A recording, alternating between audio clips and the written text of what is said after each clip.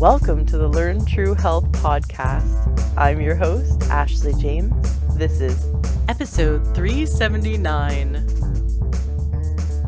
I am so excited for today's guest. We have back on the show Theresa Vigarino. Theresa was in episode 88, almost 2 years ago. And Theresa and I have stayed connected and stayed friends since then. I loved our interview back in episode 88. And Theresa has so much to share with us. I am really excited to hear the story. She started trying to tell me over Skype the other day, and I was like, nope, no. I want the listeners to hear it too. I really want to hear what's happened. And she started just giving me little tidbits of the last 2 years, and I got so excited. I said, I have to record this, so let's just save it for the interview. So this is going to be new information for me too. Theresa, man, Yes. your life the last 2 years has been quite amazing. Oh, Welcome yes, it back. has. Thank you, Ashley. I love being here, and I love the people that I've met that reached out to me 2 years ago through the podcast interview we did back then. And I have nothing but love for you and Duffy and Brave, and I'm just so honored to be here because I know you have such a beautiful tribe of listeners and people that are really ready to awaken to who they really are.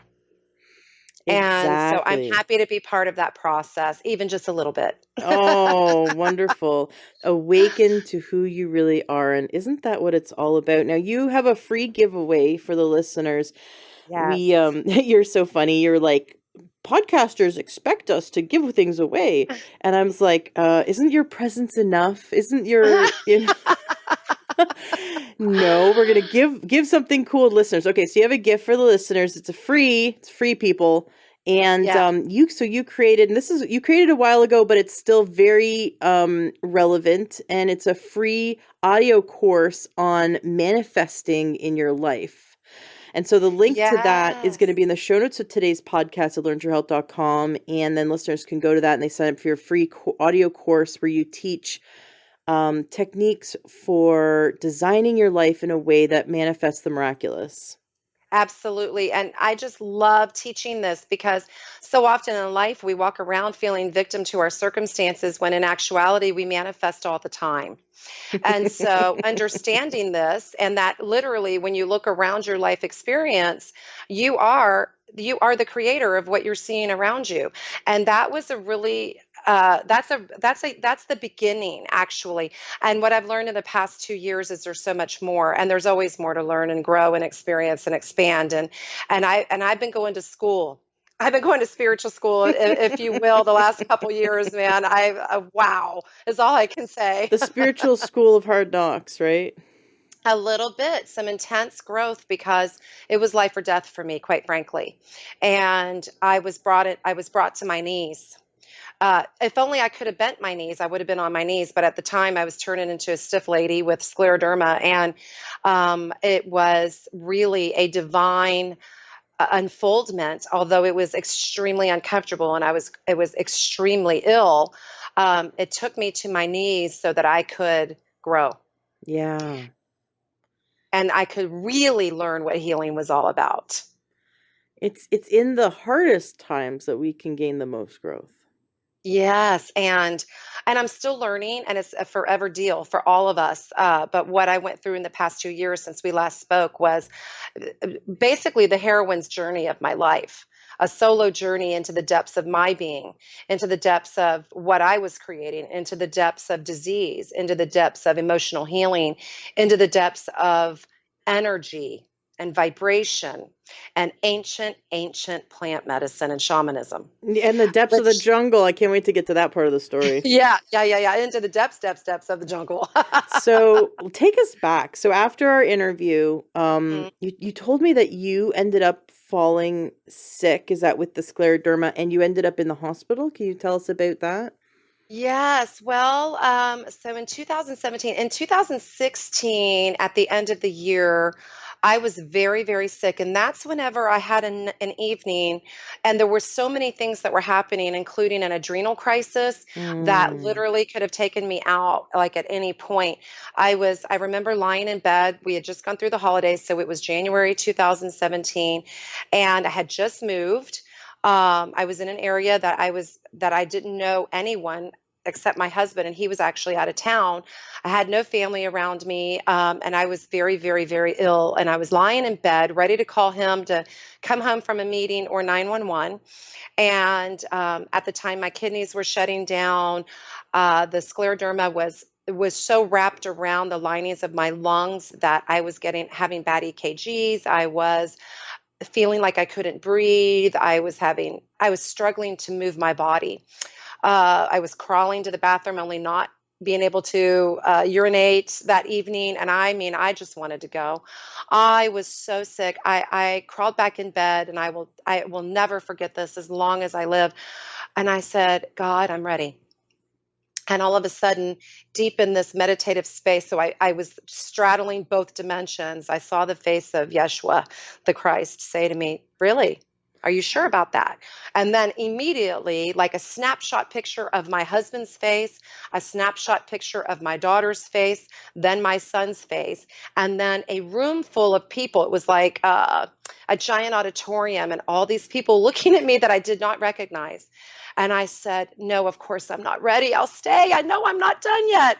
And so he began to show me, along with some archangels that were in my room that night, how to self heal.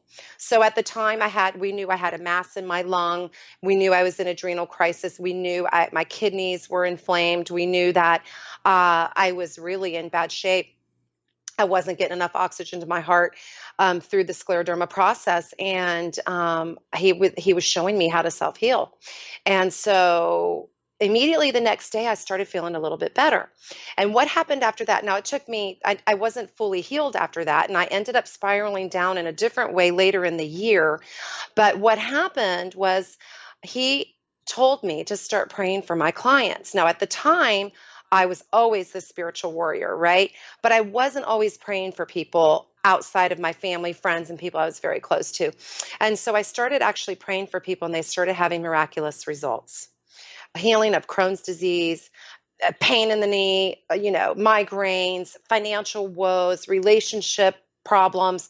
It didn't matter what the subject matter was. And I would hear him say, pray. And the prayers were always channeled. I could not remember any of them afterwards. And so I then began to discover this part of me that I had been told that I was resistant into allowing to unfold in my life because of the ego and fear of what people would think and what if it didn't work and all of this, right? That I projected. That was a miraculous experience for me. And it was just so humbling. And after that, later in the year, I again began to plummet in my health. And so I got an invitation to go to the jungle of the Amazon to partake in the plant medicine from a friend. What, okay, first, can you just take us back to that invitation? Like, was it Yes. kind of like out Yeah. of the Yeah, because blue? yeah. So yes, it was. And yet it wasn't. So I have a mentor who was helping me understand me being a clear conscious conduit, medium of sorts, spiritual teacher, and accessing and amplifying these gifts and understanding it more. And she said to me, Theresa, you really need to investigate plant medicine. So I began a search in my area, in the Bay Area, south of San Francisco, and I was looking into shamanism and plant medicine, but I didn't know anything about it, quite frankly. I had heard of it a little bit, but really had not researched it prior to that, and didn't understand it at all. So out of the blue, but the universe works this way, right? I get this blessing dropped in my lap. In November, the week before Thanksgiving, I get a call from a friend of mine who I knew from a business group, not a spiritual group, not he wasn't a client or anything, just from a business coach that I was involved with for a while. And I met him at an event and we became friends. And out of the blue, hadn't spoken to him in a year.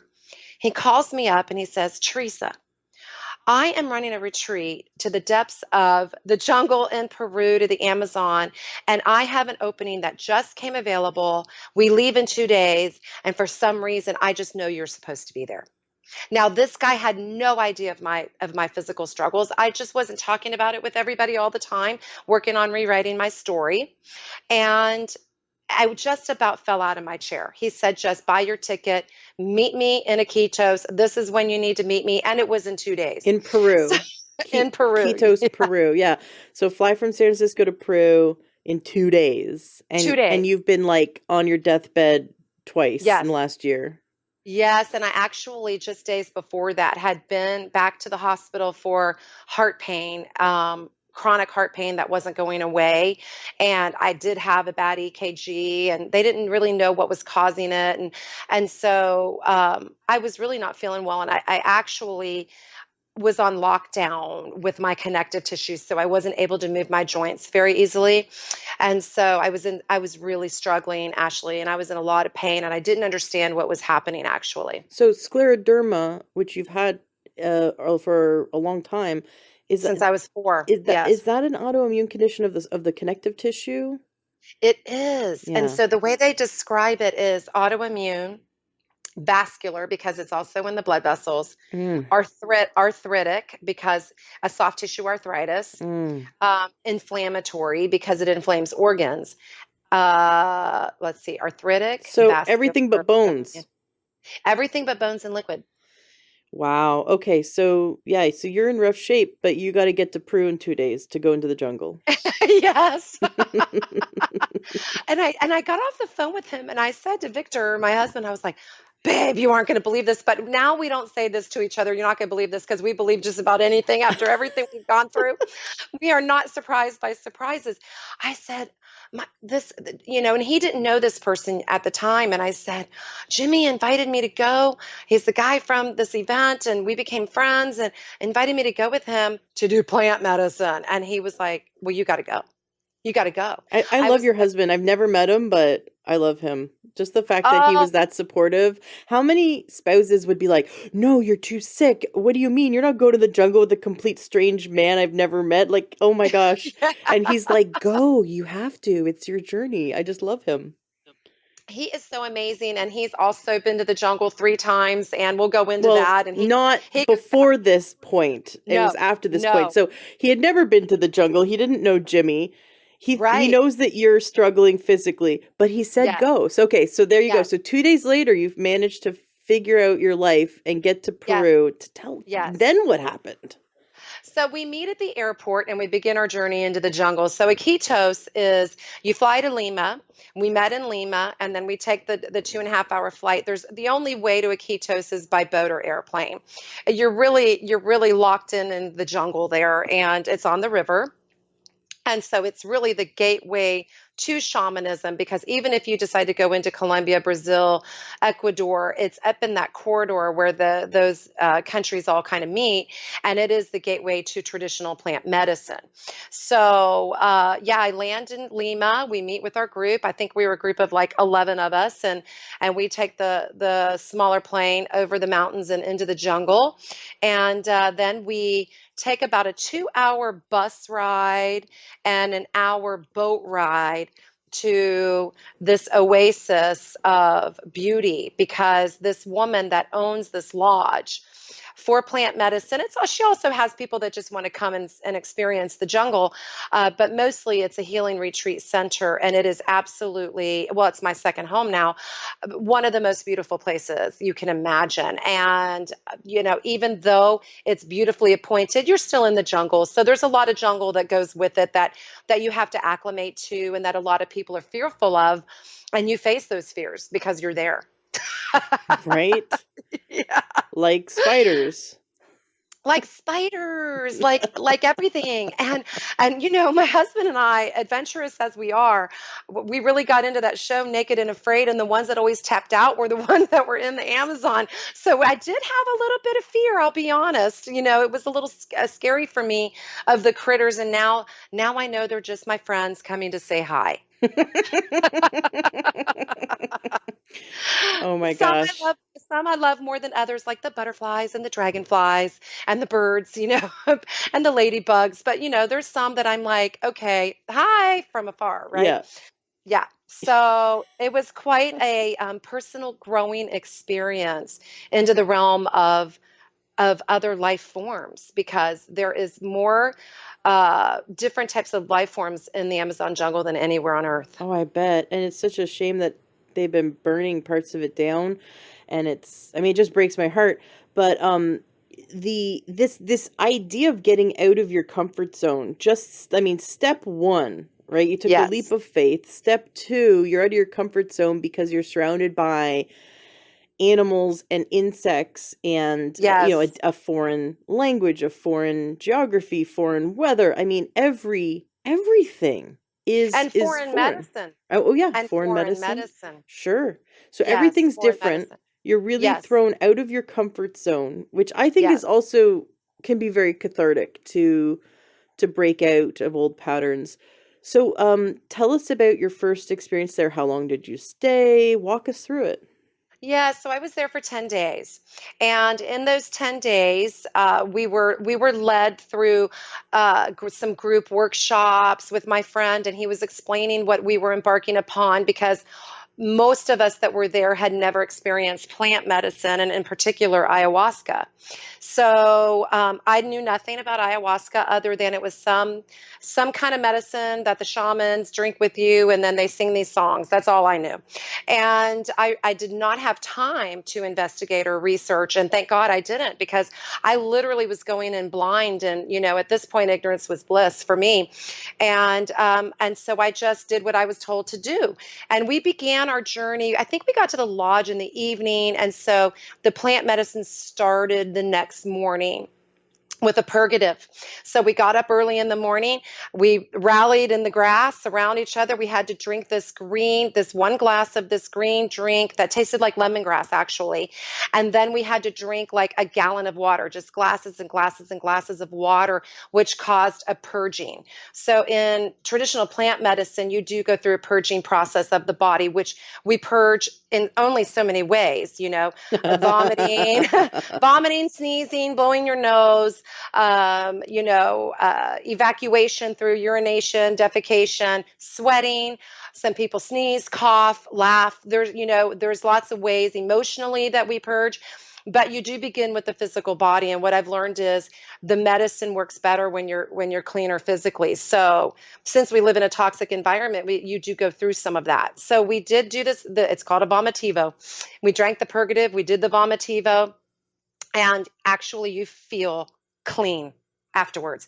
Then that evening, we began our journey into the visionary for some, but the deeper work of ayahuasca, which they call the grandmother of all medicine, like all medicine. And that is a journey. That is the heroine and the hero's journey. And so I went through that experience 6 times in those 10 days, and also another plant medicine called San Pedro.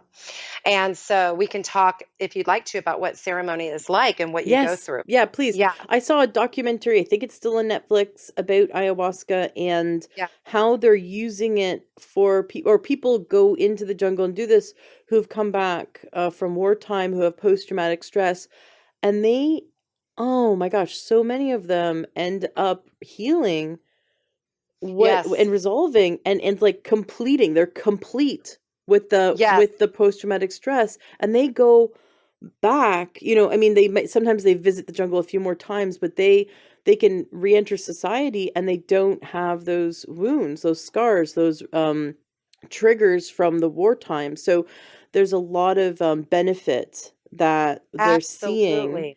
And obviously it's a medicine that's been practiced for a very long time. This isn't like, some trippy street drug. I mean, this is very responsible and the shamans are leading it.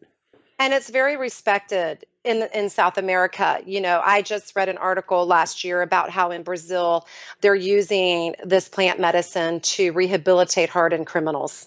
The worst of the worst. Wow. So there is so much about this medicine that science is now Hmm. researching. There are so many researchers where people are drinking the medicine and they're scanning brains while on the medicine and seeing how it activates parts of the brain. It is really helping people with chronic depression and mental illness. For me, I was the only person that was really there for physical illness that first time. And so what happened to me was really intense. And they said it would be after a few rounds of it, that for someone who was as sick as I was in the physical realm, that I was going to go through a lot. And so they have in the ceremonies are always in the evening at night in the dark, and you're in a special ceremony room that's blessed, and the shamans are there, and they make this brew, and the tea, they call it, is a mix of traditionally, and it's important, I want to reiterate, you want to know who your shamans are, and you want to know how they're making the medicine. There are shamans in America that are distributing this medicine, and there are a lot of reputable people. I personally have had several shamans now because I've been down there several times, and I have found my shamans, and I will only work with them. Because this medicine also works on the energy of the individual, their personal energy matters as well. Hmm. Their lives matter as well because they're part of your healing process. And so the first two times that I went down there, so I've been four times, the first two times I went was different shamans. This last two times, and most recently, I spent the month of June this year, so just 2 months ago, with a mother and a son. They work together, and mother, son, shaman, and I won't go to anybody else. They are who I will work with. They are who helped transform me. The others, the medicine worked great, but they just didn't have the healing gifts that these other shamans have. Hmm. So that's why I found my shamans, right? So, anyway, so back to the original time that I went there. So we get ready. We stop eating at 2 p.m. and we go into ceremony at about 7 p.m. And in the jungle, it literally gets dark by 7. I don't care what time of the year I've been there, all times of the year now it's dark by 7. So we're dressed in white typically, and we head off into what's called a maloka. And it is a sacred ceremony space. It's a round room, and you see them all over the jungle. With a pitched thatch roof. And, it's nicely appointed. There's restrooms outside. Bathroom number one, they call is Mama Bear's bathroom. That's me, because I'm the one that spends the most time in the restroom. I mean, it's laughable. They're like, oh, she's in there again. Put her baby wipes in there. So yes, I spent a lot of time purging that way, and it was unbelievable what came out of my body, in old infections, and I won't go into more detail about that. But Oh my so for gosh, I'm me, so curious. Did you see Parasites? oh my gosh. Okay, so Yes. Yes. yes, Okay, listeners who've been listeners for a while are laughing probably because I am so obsessed. I want to know. I want to know the details. about Give me the about my details. evacuation. Parasites, dude. Did you see the Oh, parasites? this is how I saw the parasites. So the first two nights, what would happen is my belly would just blow up like a balloon. So I'll go back into the detail of how the ceremony plays out. So we're sitting on these mats. Everybody has a bowl and some toilet paper or napkins, because some people do purge through vomiting. I have, but not as much as the other way. Um, what we've discovered is I'm extremely sensitive to the medicine, so I need the least amount. The original shamans were giving me full doses, and it was too much, No. quite frankly, for me. And I was, oh boy, the first two nights. I didn't have, I saw some visions, so I'm very visionary person. And some people experience the visionary journey and some don't. Now, Westerners like to call this a psychedelic, hallucinatory experience. However, and they call it a drug. It's a misconception. This is a very powerful, strong medicine. And the reason why they call it the grandmother of all medicines is because it works on every part of your being: your mind body, your emotional body, your energetic body, your physical body, your spirit body. It's like having the best doctor, psychotherapist, spiritual teacher all in the same room in one night. It's like 20 years of therapy, 20 years of toxins coming out of your body, 20 years of stuck emotion coming out of your body in one night. Oh my That gosh. That's so shit's so cool. powerful. Yeah, when I watched that documentary, I believe someone said, one of the people that was going through it said it was like you face the mirror.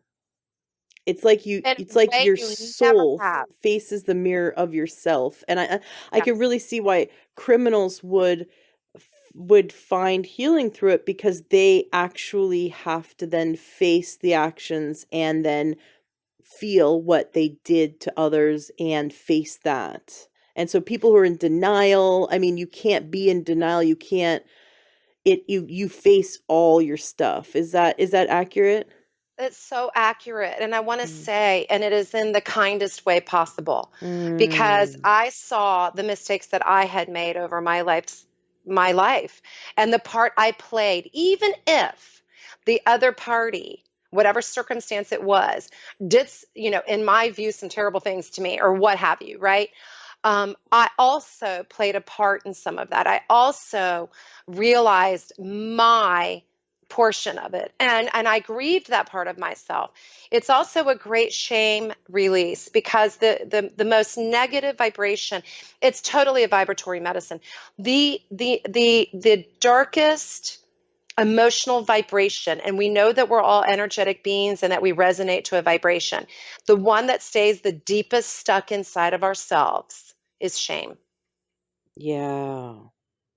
And so this helps bring the shame up, and you see it and you release it. So you not just have forgiveness for others, but for yourself, for the things that you've done. Because none of us are perfect. Those without, and I don't like the word sin means miss a mark, cast the first stone. In other words, we shouldn't be judging each other, because we're not perfect. We're all a work in progress. Yet we are perfect because we have the spirit of the great creator living within us, and we're here to emerge as that. But in the process, we have the human aspect of our life experience, and we've all done things that we're not proud of, or said things or engaged in things that we wish we wouldn't have in hindsight, right? So this helps you access those places of stuck guilt, shame, remorse, resentment, anger, guilt, all of those negative emotions. And it bubbles up to the surface, and you're able to get it out of your body. So take us back to the first night. Take us back to the ceremony and tell us what happened. First of all, I thought it was freaky as all get out, because I'm like, what are we doing in the dark? Because I really didn't know what was going to go Oh my on. God, they didn't like So explain to you everything? a little bit, but it's still an experience to have to actually go do it, right? We walk in, we're like, I'm next to my roomie, this beautiful, and she's like one of the dearest souls in my life now. We became best friends because neither one of us, had experienced the jungle before, and she was even more scared than me of jungle critters, and so we picked mats next to each other and talking to each other. Hey, are you okay? It's nice to have a little buddy your first night. So, yes, we did understand it, but there's still something different about doing it, right? We did have an explanation of what we'd experienced, but and what happens is the shamans, there's a light at the beginning, and they're pouring the brew in a cup, and you come up, set your intention, you sit before the shamans, you drink the brew, you go back to your mat, and we're in silence at that point. They go around the room, everybody drinks it, and then they drink it. And there was two shamans there, and two females, and they drank the medicine, and then the lights go out, and they smoke a sacred tobacco called mapacho, which mapacho is for clearing energy. And if you notice, most ancient tribes from Africa to Australia to North America, the indigenous tribal ceremonies always have smoke involved, either through a fire or they're smoking some sacred tobacco, and because it's a master plant and it is a medicine, and it clears spiritual energy. Okay, because part of the ceremony is you're opening up energetically, so it's about your safety. So that's why you want to know that you're with a powerful shaman. And then we could go into the detail of that later. So they begin smoking it, and then you start after a while feeling the effects of the medicine, and it can be different for everyone. So the medicine is brewed between a vine and a leaf. The vine is called ayahuasca, and the leaf is called chacruna. Now there are lesser evolved, enlightened people that serve medicine. And a lot of Westerners want the visionary experience. And so they go for that. And these shamans, they just pick randomly who to work with at the airport sometimes, come to find out. And they will add a third ingredient for the hallucinatory experience. And so that they have this trip, if you will. Now, that's not what I'm interested in. I'm interested in healing. And many people come away with it with a different experience than what is truly the medicine and traditional, which is those two ingredients only. Oh, giving ayahuasca such a poor rap. Yes, yes. So, a reputable shaman, a reputable lodge, and truly, truly, if any of your listeners want to know the place that I went with the shamans, I'm best friends with the lady that owns the lodge now, and they are the most healing, loving, authentic, integrous group of people I've ever worked with. They cared for me during my darkest nights of my soul. So, So listeners can reach you, teresavigarino.com, yes, and get that information about absolutely. the lodge and all that. So on your Yes. first night, you're lying on your mat. Now you must be hearing the sounds of the jungle outside. Oh, the symphony of the jungle is unlike any other sounds you've ever heard. It's very I loud. mean, it's very loud. It's very loud and it's very dark because of where we are situated. There's no electricity. They run off generators in the evenings, and by 10 p.m., the generators are off, and they have to boat everything into this place, right? So the generators are in the evening, so you can charge your phone, but you have very limited access to the phone. There's no internet, no television, you're away from work, you're away from everything. So because of the lack of distraction, you really get to face these parts of you that really need to be faced so that you can have freedom and liberation. And so the first couple of nights, I would see the sacred geometry, in black and white. And so I would see some things that affected my experience, right? My visionary experience. But what happened to me was my belly just blew up to where I was like 8 or 9 months pregnant. Mm. And I was in the pooper, I call it. And I was in the bathroom just evacuating like I had never in my life. How do you get to the And bathroom if it's dark? oh, they have facilitators there. Do they So have like flashlights? yeah, and you bring your own flashlight. So you have a list Okay. of things to bring for your experience: headlamp, little flashlight, and they have facilitators. So I would this one, his name was Alex. I call him my jungle son. I'd be like, Alex, and he would come and get me and escort me outside into the facilities and wait for me until I wash my hands and come back and guide me back to my mat, because you are under the effects of the medicine. So you do feel a wooziness. You definitely feel different, right? But you have full consciousness and full awareness while the medicine is working. So for me, the first 2 days, because I went at the last minute, I did not have any.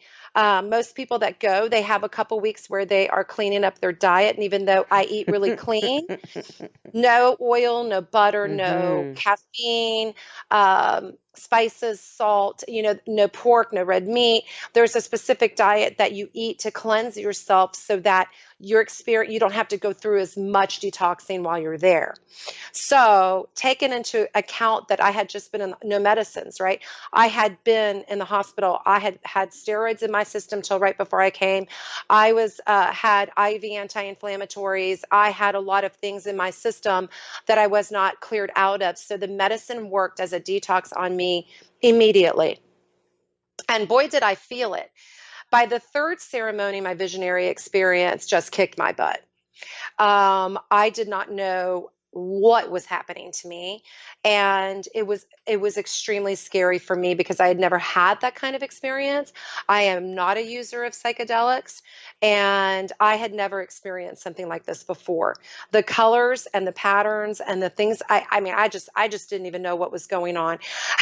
And so I got really afraid because we know with the brain, Ashley, if you're having a new experience and you don't have a frame of reference for it, it really triggers fear. And Yeah. what I learned from that scary night, scariest night of my life, and I had to be in the bathroom, of course, and it hit me within 5 minutes. Now, usually it takes 30 minutes, sometimes an hour. Sometimes people don't, their medicine's working, but they don't have that experience at all. Because I'm so open and because I'm such a visionary and I'm so spiritual and energetically connected, It was like, bam, 5 minutes in. Okay. And I'm like, oh my God, what's going on?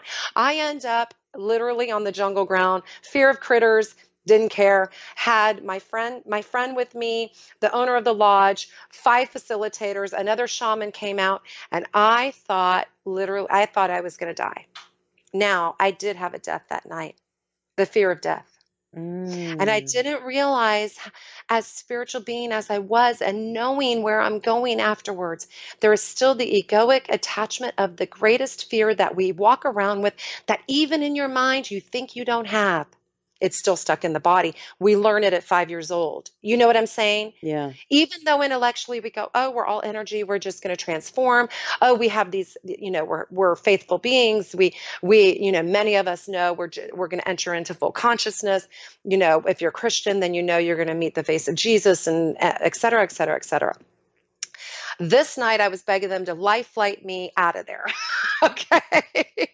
And then they started saying to me, this is really funny now that I look back on it, but at the moment I didn't know what was happening. And the reason why I ended up in the grass was because there's a little distance between the Maloka, the ceremony room, and the restrooms. And on my way back into the Maloka, I'm like, lay me down right here. And I ended up off the little pathway and into the grass. And and my friend is like, get her mat. So I said, I can't go back in there because I need to be close to the bathroom, because it was really pretty profuse, a time. And my jungle son, they said, get her some sugar water. So there is a way that when it's intense for you to bring down the effects. And he ran back to the main lodge and brought me sugar water. I'm drinking sugar water. Then he ran back again to bring me limes with salt. And so basically the electrolytes brings you back. And then they went and got me bananas. I said, I just need a banana. I just need a banana. And this poor kid, because it's a long way back to the lodge, and it became the big joke. Meanwhile, everybody in the Maloka is yelling out at me, Mama Bear, we love you. I was the mom of all that trip. And those people, those people, I was the oldest one there, I think, but those people ended up becoming like all my children, and great dear loves of my life. And I was getting the support of everyone, and it did ease. And after that experience, I was able to communicate with the spirit so profoundly that the spirit said to me, when I was in the toilet the next night, I was like, what is going on? And the spirit said, this is cancer leaving your body, because medical intuitive said I had a lot of cancer in my body. This is cancer leaving your body. This is virus leaving your body. This is bacteria and toxins leaving your body. And these are the curses that were spoken over you leaving your body Mm. from past relationships and experiences. And so that said, sit with this, because I was like opening up the door, because it was the vileness that left my body that I couldn't handle. It was making me feel sicker. And the spirit said, no, you close the door. Because I was like sticking my head out the door. This is really graphic. You might want to edit that part out. But I'm just Well, it was telling like you a what. porta potty or something. You just like open the door and stick your head out. Oh no, but they're smaller. I was able to, but no, they're full working. Flushing toilets, running water That's back there, and cool. everything. Yeah, beautifully appointed, and still people are saying we love you, and they can hear me, and I can hear them, and at this point, you do hear people purging, you do hear people crying. Some people are crying because they're there for an emotional release, Hmm. which I got later in my month-long journey that I just went on. But my initial visit to the jungle, because my health was so dire, and that first trip wasn't enough. I ended up having to come back, but because my health was in such bad shape. So I will say this: even after just 3 ceremonies, I was able to. My joints were able to loosen up, and I literally was like stiff man walking around, not able to bend my knees or ankles or move my hips in either direction. And I was able to move in all directions without pain and suffering, and that never came back. Well, okay, like you just told me that you had to, so you teach yoga at IBM every week Yes, in San Francisco, and then you had to miss yesterday because you were flying out across the yes, country. And yes. so here I'm sitting here thinking like she's a yoga teacher now. Like Yeah. she had back Yeah. when I first met you, you'd scleroderma, you were stiff man, couldn't bend your knees, Yes. and now you're teaching yoga to IBM Yes. employees. So Yes. man, what It was so my knees were so bad. And when I say I was brought to my knees, mhm. I was brought to my knees. Literally. So do you still have scleroderma, or are you completely in remission, or is that completely gone from your body? Well, the month that I spent, so this is what happened. So I wasn't working with the best shaman at the beginning. We didn't know what we didn't know. I ended up coming back that following March with my husband and with my friend and another group of people, and and was working with the same shaman.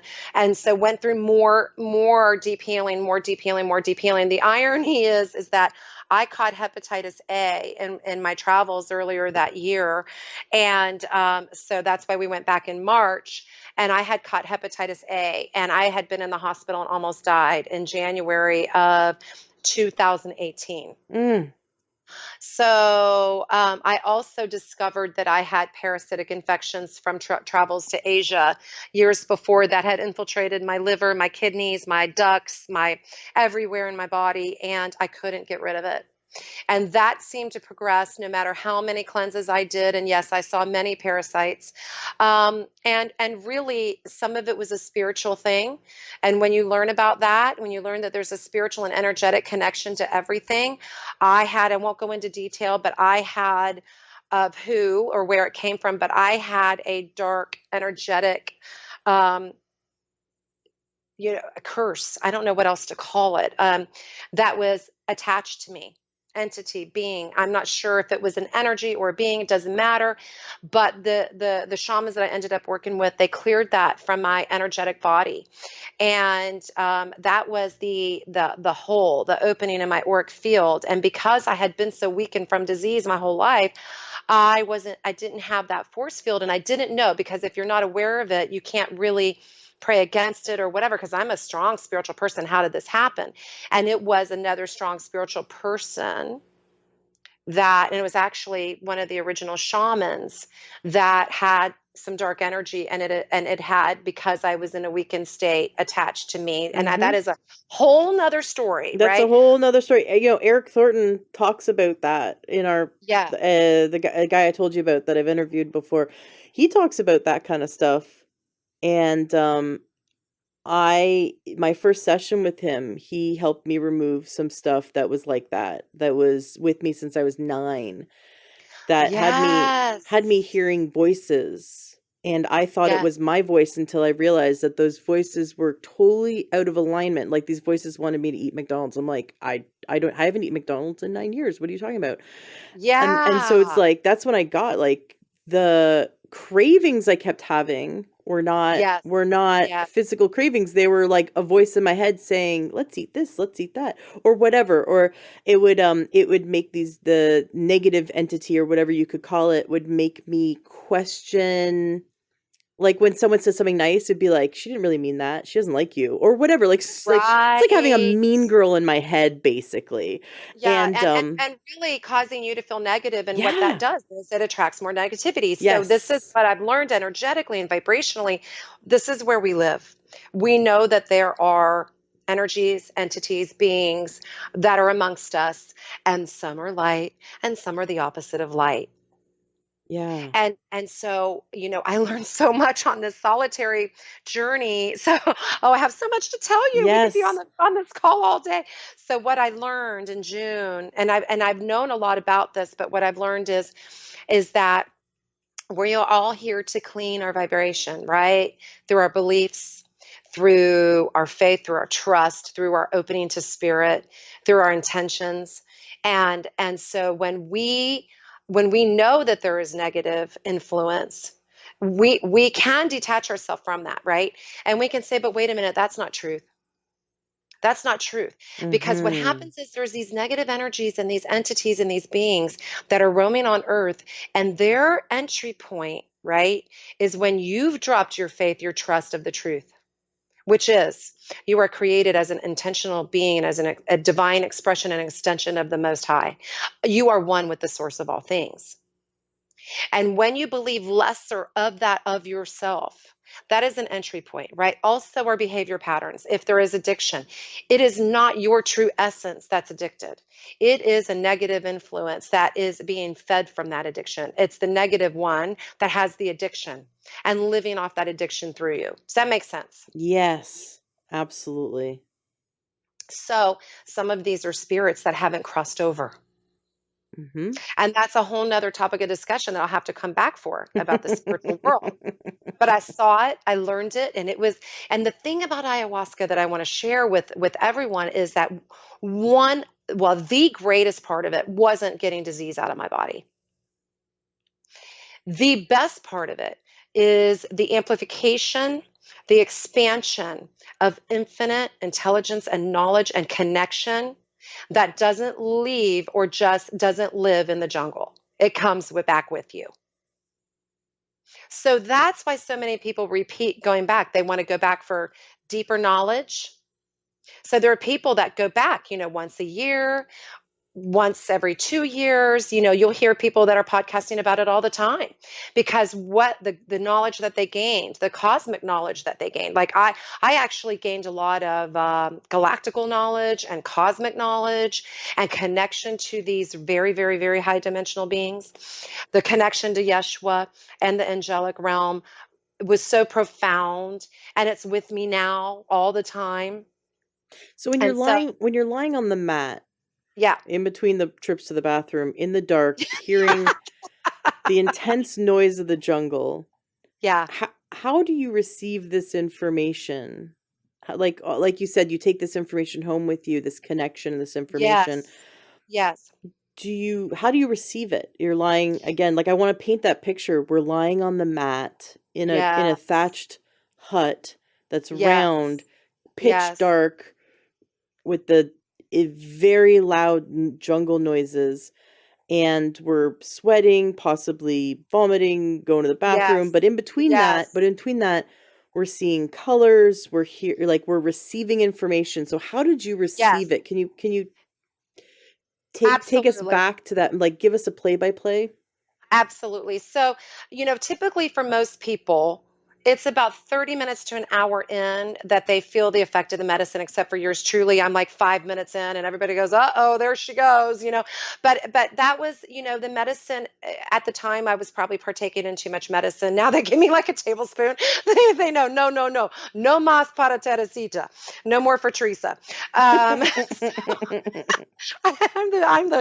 like the little baby, you know what I mean? I have no resistance.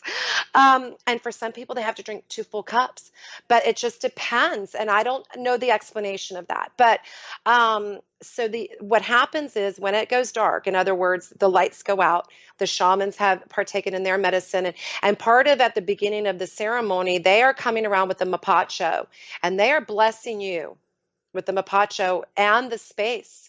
They're clearing it and clearing it and clearing it and clearing it. So only the divine is there. All right. Because we all bring some negative in there and they're clearing it out for you constantly. They're saying their prayers. And then when they partake in the medicine, out go the lights. So you're sitting there and that you're just waiting, right? And you're feeling the medicine. And at first you're feeling some effects in the stomach or what have you. And I've learned not to fear whatever my body is feeling. And I just go into the medicine is working. The medicine is working. And that becomes my mantra. I'm always in prayer. I'm always talking to Yeshua. I'm always talking to God and the angels. And then the shamans start singing the sacred songs of the medicine called the Icaros. The Icaros, and that's when they are in the medicine. And the Icaros is what activates the medicine deeper in you and into the dimensions of your energetic body and into the spirit realm. So Wow. they are actually able to see what's going on with you Mm. through the Icaros. And they'll say, concentrato, concentrate on the Icaros, and you're listening to these songs. I mean, listen, since I've started talking about this, I am getting chills up and down my spine, like in my body. Like, I don't know if you're feeling this, but I am. It is so sacred, the Icaros. They are, and this ancient medicine that's been going on, they don't even know when it started or exactly where, but all of the tribes along the Amazon and in the South America and in Central America literally do the same thing. Now, they may have a little bit of different tradition with how they serve it or what have you, but they all know about this medicine and they all sing these songs. And they had no communication with each other.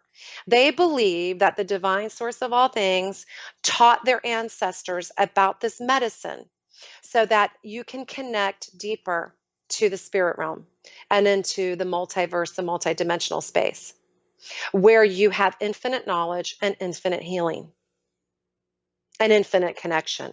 And so all these tribes, they've been doing it forever. And so, this tribe is called the Shipibo tribe.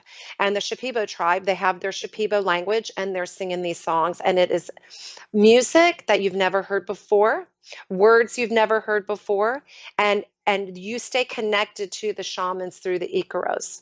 So no matter what your journey is, and I will say sometimes you do see some things that are not necessarily pleasant and beautiful, um, and you allow it to pass through. A lot of times it's your own fear showing up that has been Mm. locked away, locked away, locked away in your subconscious mind and in your energetic body that finds its way out through the medicine, through the shamanism, and through the sacred songs of the Icaros. The Icaros are blessings, and they then, so there's different rounds of it. So there'll be, when it begins and it builds in intensity, and then after a while, there's a turning point. Sometimes, though, I've had experiences where it got more profound as the night went on. And you are together in the ceremony room until the shamans close the ceremony and then for some time afterwards, because the medicine is still working and they're still working, but they're not singing the Icaros anymore. And then there's a lightness that takes over a lot of times. And there could be giggling, celebrating, and then eventually you make your way with the facilitators back to your cottage. What time is it by then? It really just depends on the size of how many people are in the ceremony, because the last portion of it is the shamans come to your mat individually. And oh my God, that is just the most profound experience that I could even begin to try to explain. And especially when you're working with the ones that really help me heal, the mother and the son, and one is on one side and one is on the other. And they're holding your hand and you feel their beauty and their love, and literally the feeling of love, of universal love that comes through them for you, that you then have in turn for them and everything on earth and for God, is just life changing, that you will never forget for the rest of your life. So they speak, obviously they don't speak English, or do they speak English? You've been mentioning some, They speak Spanish. so do they They have a have some English translator words. there, or? Yes, the owner is she's Peruvian, but she's lived the last 28 years or something in Miami, so she speaks English. And also my friend that took us down there, he's fluent in Spanish and English, and so he's an amazing translator. And they also have facilitators that they bring. So there's always someone that's not under the influence of the medicine that's there, and they translate. They help you to the bathroom. They give you the sugar water if you need it or whatever you need. They're there for you. You listen. I have never been taken care of the way that I've been taken care of down there. It's They cool. are with you on the journey and Yeah. they know what you're going through. So they're there for you. And they call me Mama Teresita down there, as I just have this mother energy, right, for everybody. And so they love on me. And literally when I left there at the end of June, I was in tears, because these people, the people that work there, that cook your food, that bring you what you need in your room, that help you no matter what, they serve you out of love. And it is one of the most unique experiences I've ever had. and I've traveled the world. And the beauty of these people trying to help you through your healing process is a selflessness that is an extension of love from the universe. And it you leave feeling loved. Mm, that's brilliant. So depending on how large the group is, Yes, yes, I'm yes. trying to paint that picture in my mind. Yes. When do you get back to your room to actually sleep? And do Yeah, you sleep that so night? maybe a little bit, but you're really in the effects of the medicine still, and you may have dreams or more visionary experience, or, and you're talking to your roomie or whatever, but you do rest.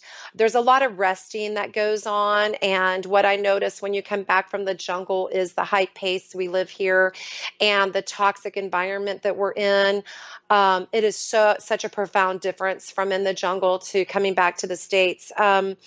So I recommend everybody get to nature as often as possible because the plants here and the trees here, they have a healing vibration to them that we don't have in the concrete jungle. Now, you live in nature, so, thank God, right? But we Mm-hmm. do have a lot of stuff that keeps us from deep healing here when you live in the city, like where my husband and I live now. But so it depends. Like, we had groups of 10 up to 18, and the several times that I've gone there, and we would probably get back to the room at 1 a.m. Oh, okay, that's not bad. or 2 I was a.m. thinking it would be like an all-nighter or something. There So, are some that choose to stay. If you choose to stay or the medicine's still working, the shamans, these shamans that we work with will not leave you. They will stay with you till the sun comes up. If you want to go back to the bed and they release you to go back to your bed, because I have a funny curvature in my spine. My tailbone sticks out, and the mat on the ground is uncomfortable for me after a while. So I like to go back to the bed myself personally. But I have stayed in the Maloka till the sun came up. And then other times I'm like, I want to go back to my bed. So it's because it's more comfortable for me, my body. And but many people stay all night there and go back when the sun comes up. So it just depends. When I was there and it was just the shamans and me, our ceremony would be over at 10. oh, Start at cool. 8, over at 10. Other times when there's, lots of people, because remember, they go around to each person individually, that takes longer. And so sometimes the ceremony will be over at 1 a.m. And then you still have a period of where they won't let you leave the Maloka, where you need to stay there for the effects of because you're still under the medicine. Does that make sense? Sure, sure. So Yeah, your yeah. first time, first 10-day trip, when you Yes. came back to the States, what was your biggest takeaway? What was the biggest healing? Did you notice that your scleroderma was getting better? Like, what was the definite, this is what I got from my first trip to the jungle? Oh my gosh. Well, there was some confusion because I had old religious dogmatic interference that first trip at some points. You know what I mean? Like, oh my God, is this the right thing? I had a lot of Is this the judgment that devil? probably, Are we letting the yeah, devil totally, in? totally. I mean, I had some of that, and that was great that I faced that because I have no. Oh my God, I saw the face of Jesus so many times and angels and Him showing me things, and later in the other trips that I went, so I came back. So that happened during the experience, but I came back going, this is the most amazing thing I've ever done in my life. And I've done a lot of things. And I told my husband, we're going back and you're coming with me. And I told everybody I knew, you guys got to come. You got to come. You got to come. You got to come. I literally have lost friends over this because it triggered so much fear in them and they got tired of hearing it. I was so on fire for this because I had this connection to like downloads, constant downloads, because when you get home, that's when the journey really begins. Yeah, I bet. So you are like in boot camp while you're there, but when you get home, that's where that's where you are really reconnecting to it, connecting to it, connecting to it. And you do over time, like some of the effects, because the medicine stays in you and it still works with you, right? So you do, and especially once you've been there for as long of a time and had as much medicine, like I've had 27 nights, 27 experiences with ayahuasca, and that's a lot in a year and a half. Wow, I think it was like 15 months, 27 ceremonies. That's a lot. And especially this last time when I went for my 28-day excursion, I had 12 nights of ayahuasca. When you're there for a longer period, though, the dose is less. It's more like microdosing because it's more about the healing effects of the actual medicine.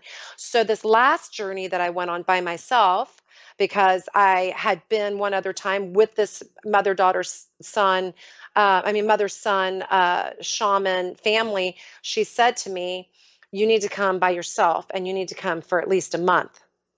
And so when this parasitic infection wouldn't go away that I've had for years, I just didn't have enough medicine. I wasn't there long enough.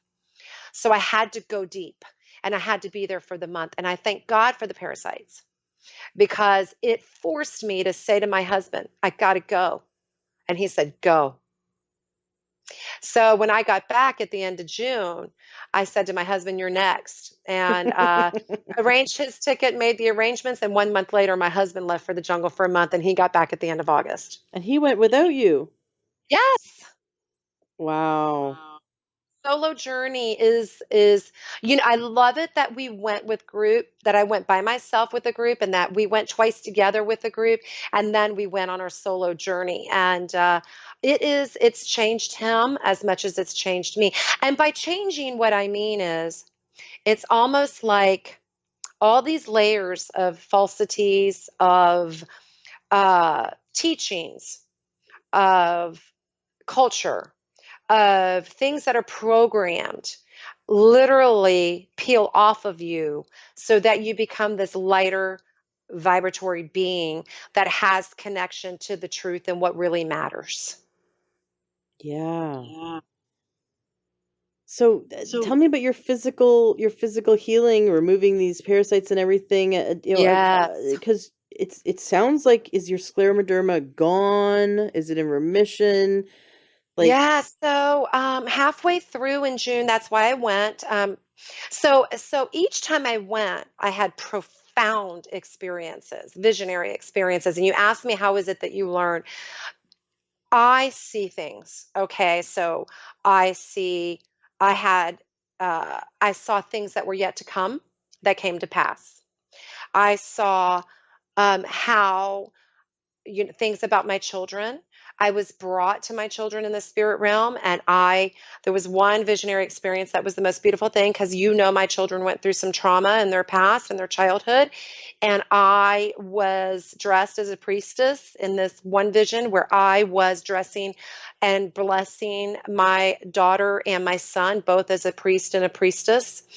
And I saw my little doggie, and I'd be blessing her. I saw things about my husband and I. I saw things about my relationship with my parents, my siblings, friends. I saw people that I was to let go of. And then I saw relationships that I was to heal deeper. I was brought to an understanding of how to heal relationships, and that came to pass. I saw what to do in my business.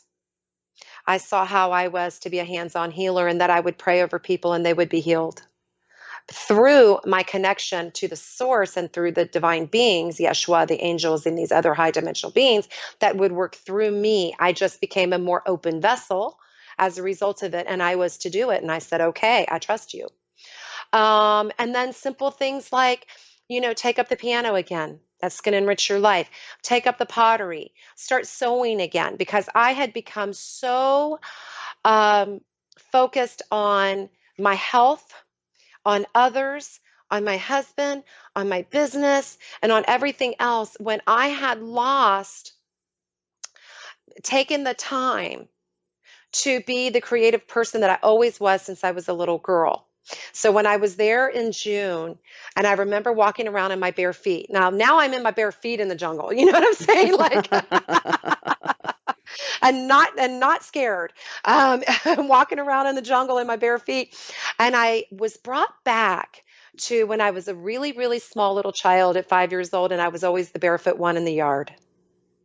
And I was brought back to the joy of being barefoot in the grass. And I remembered and I reconnected to the inner child so much that, I'm playing the piano every day again. I'm doing creative things, and I make a point every day to do something creative for the fun of it, for the joy of it. And as entrepreneurs, and I do six different things. Yoga is a creative outlet for me. I'm business development for my husband. I'm writing a book. I've got this new class I'm launching. I've just started a charity. I've got lots of things that I'm doing. I'm helping with my mom.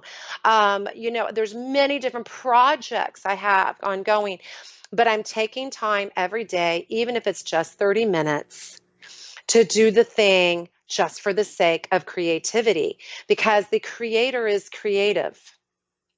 And as an expression of the creator, when we create, we are accessing that vibration of creation, Mm-hmm. which is the step beyond manifestation, is creation. And that is something for us all. And I encourage and challenge everyone.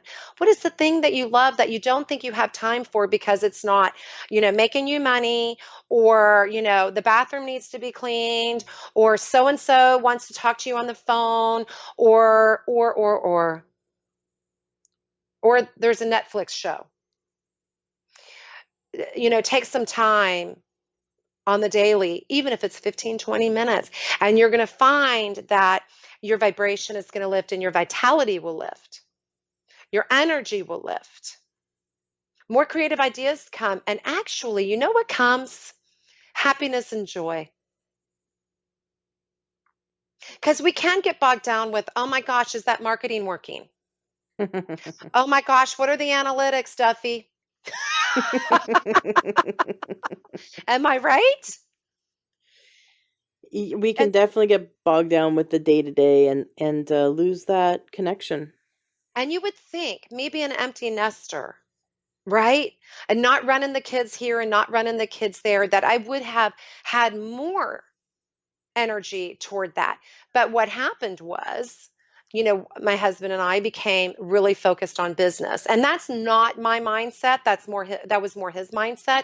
And I absorbed that and I molded myself to that.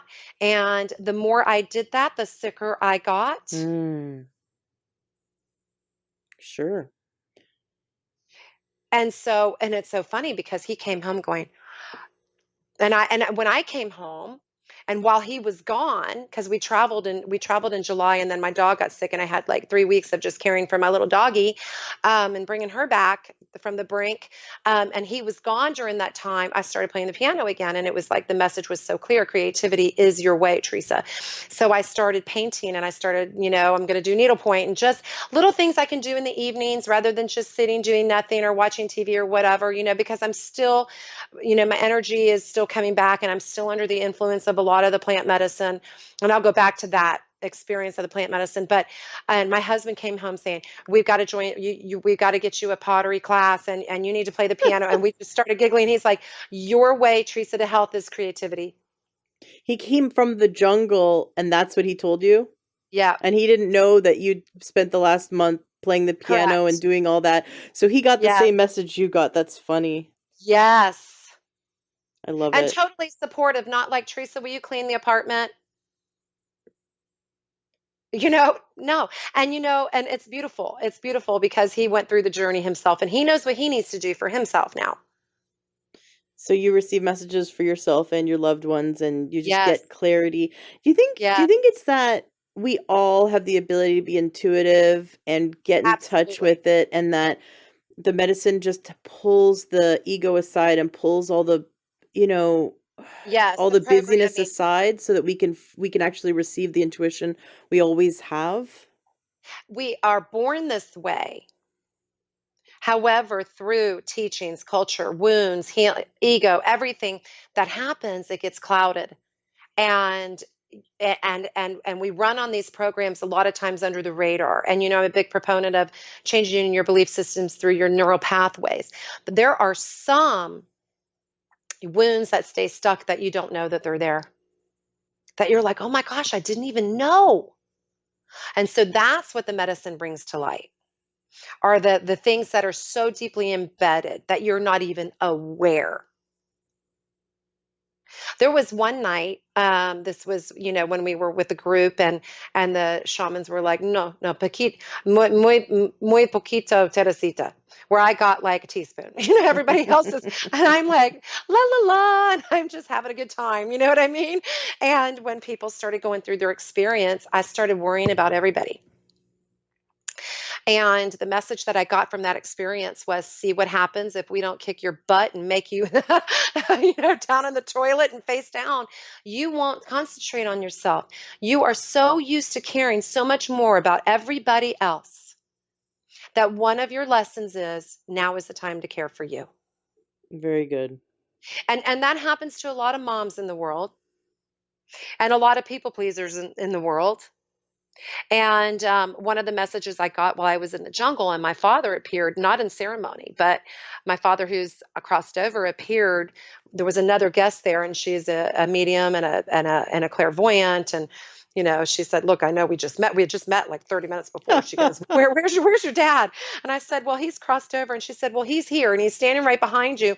Described him to a T, and said to me, I really want to, tell you that your dad is here and he has messages for you. And I was like, awesome. What, what's he saying? And she said, he wants you to know that he approves. And apparently Oh, that was a big deal for you. And that in your life, you've sought approval from others because you wanted his approval and you didn't feel like you ever got it. It was a critical man in the human form. And how true words were never spoken over my life, and seeking that approval became this people pleasing aspect of my personality. mm, And so when people didn't approve of me, it was a really deep, deep, deep pain. Well, people that I loved and cared about. Okay. And so friends. And when people didn't approve of it, and it's really interesting, when I came back from my ayahuasca journeys, many people have left me, including somebody that was my very best friend for many, many, many years. wow. And that has been super painful for me to digest. But again, it's like right now I'm on this path, and there are going to be some people that it's going to be polarizing. And Sure. I want to say to the listeners, however, whatever path you decide to take towards your own healing and enlightenment, um, there are going to be people that are going to not like it. And I saw a quote. I think like Denzel Washington said it, or maybe Morgan Freeman or somebody, that it's basically, I'm summarizing. I don't remember exactly, but it's the light in me is disturbing the darkness of you, and that's okay. And not to make me better than anybody else. I'm just a little bit down the pike, right, down the path, because I said yes, and because I surrendered. And because I said, I am here on earth to be all that God created me to be. And so I surrendered to that, even if it meant having to move from Lake Tahoe, my favorite place on earth, even if it meant I had to go through the depths of suffering in order to release and be brought to my knees so I can say in a deeper way, because I've said this prayer my whole life, but this is a newness and a true, I am nothing without the breath of God inside me. Mm, And I learned that deeper than ever. And the rest of these false fears that we have of rejection and abandonment, and what are people going to think of me? And the old ego wants to come out, even with this class that my husband's in the tech world and deals with professionals at a very high level that run billion-dollar companies. And he's now posting about, channeled messages from Jesus through my wife. He said to me this week, he's like, oh my gosh, babe, I've really grown. He's like, and I realized there was still a little piece of me like, oh my God, are people going to think we're nuts? yeah. Listen, what could be better? This is what we're here for. Yeah. This is what we're all here for. And I am so dizzy in the spirit right now because, there's going to be a healing vibration to this in this podcast. Even my toe is tingling. Because it's true. And by the way, I learned who Yeshua really is, and that's what's going to be explained on this masterclass series for, people that are Christian, were raised in the Christian faith or not, and it's not about how you were raised, and it's not about religion. Mm-hmm. And I saw in the multiverse, I saw in other dimensions. And so what happened with the healing in June? So I went back. The minute that I got there, they knew I was coming. Everybody's greeting me. They knew in advance. I had 2 week notice. Well, no, I think I had, no, not 2 weeks. It was about 9 days. And I had been on a 4 month parasite cleanse, and literally the level of parasites that were coming out of me, and it wasn't stopping. Okay, so I couldn't get rid of it on my own. And with many, many, many holistic therapies and drinks and Western medicine, antiparasitics, it didn't matter what I was taking. It was not getting better. It was only getting worse. And really, the parasites were trying to take me out. And it had a lot to do with that whole dark energy thing. It had a hold on me. And so when I got there, the shaman said, "You were very close to dying." Mm-hmm. And so this was an intervention. And I knew it. I told my husband 5 days before I left, I said, I don't, or maybe it was 10 days before I left. I don't remember exactly. It might have been right before I said, I got to go for the month. I said, I don't think I'm going to live past this. And he said, go. So we did. I called Nancy, the owner, and I said, I got to go for the month. She goes, good, I'm going too then. And let's go. We met in Iquitos, went to her place in the jungle, walked up the stairs together. I video documented my entire experience. There'll be a documentary about it coming out soon. Yes. Um, and Cool. and writing a book about it, Dreaming with the Shaman, the unlikely love affair between an Amazon and an American woman. Oh, And beautiful. I love it. because it's the last place I ever wanted to go on earth. And at least I thought. Now I have this grand love affair with it. Can't wait to go back. And so the minute I stepped foot on the grounds, I knew my healing would happen. And I walked up those stairs to the lodge and greeted the people that know me as Mama Teresita, and started drinking medicine right then. So there's thousands of medicines. And when they know what you need, okay, when they assess you, these shamans through ceremony, they will put you, and through what you're going through, you do this, that you have these conversations with Nancy, the owner, ahead of time. So when you get there, they have medicine waiting for you. And how do they get the medicine? They go out in the jungle. They dig up a root, they cut down some bark, they trim a plant, whatever, and they come and they make these tinctures, or if it's something external, these salves, or drinks, right? And so some are hot, some are room temperature, some are boiled, some are leaves that they grind down in a mortar and pestle, and and steep it. Different ways for different medicines. And I was on about 7 different medicines during the day. And then I had 12 ceremonies with ayahuasca, which was the most beautiful thing ever. I'm now godmother to the mother shaman there, to her granddaughter, and the son shaman to his daughter, and they're my family now.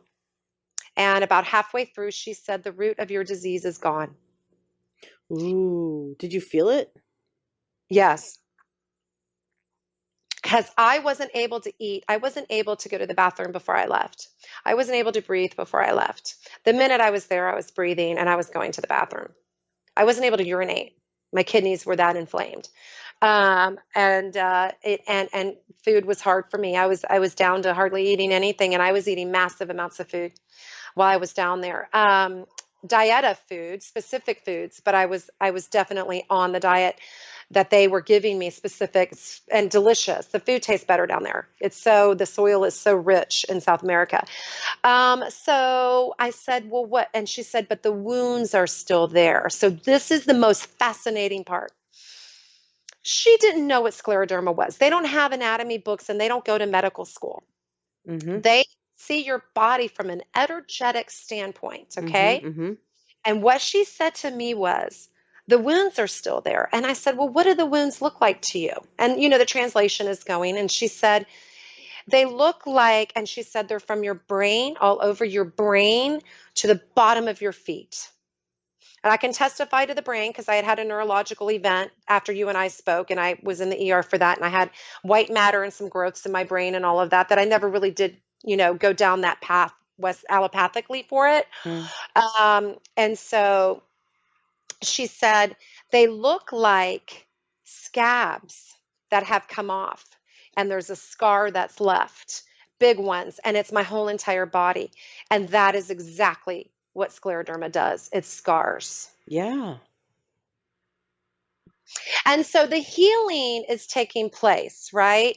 And so while she was down in the jungle with Victor, um, one night, because I was still, I wasn't feeling that great, about a month ago, it's still, I'm in the healing process, right? So I have to be patient with that, and I have to be very fine tuned to my diet and what I'm taking in and negative energy. And what happens is, you become super open energetically, and man, oh man, oh man, do you become acutely aware of negative energy in your life through the television, through the computer, through who you talk to, people you're around, what you're eating, what you're drinking. You become aware of energy. So your job, and what I realized is, our job is to keep our energy clean. How do you do it? Lots of techniques to cleaning your energy, right? There's lots of things: grounding, visuals, meditations, prayers. But I would say right away, what I learned is cleaning your physical body is essential. And it's step one, because that's what they do in shamanism. The cleaner your body is, the less purging that you go through, really. Because honestly, in those 12 ceremonies, I purged from the medicine during the day that they were giving me. And I purged through so much of that, right, that my ceremonies were easier than I ever had imagined. There were a couple nights that were hard. The night that I faced this dark entity, because I said to the shaman when we discovered it, and they told me about it, and we know who it came from, and it was powerful because it came through another shaman. That's why it's important to know your shamans.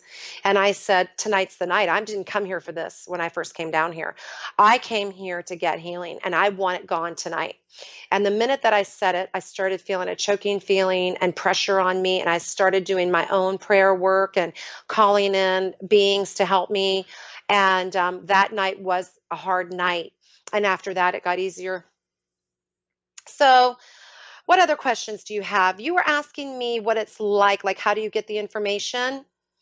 So, it's visual sometimes. Sometimes it's feeling, and you'll get the thoughts in your head associated with the feeling, and you won't actually see a picture, right, in your mind's eye. And sometimes it's just this clairsentience and claircognizance, where it's a knowingness. And that stays with you after you leave. You will just know things, and you will just go, I just know it and I trust it.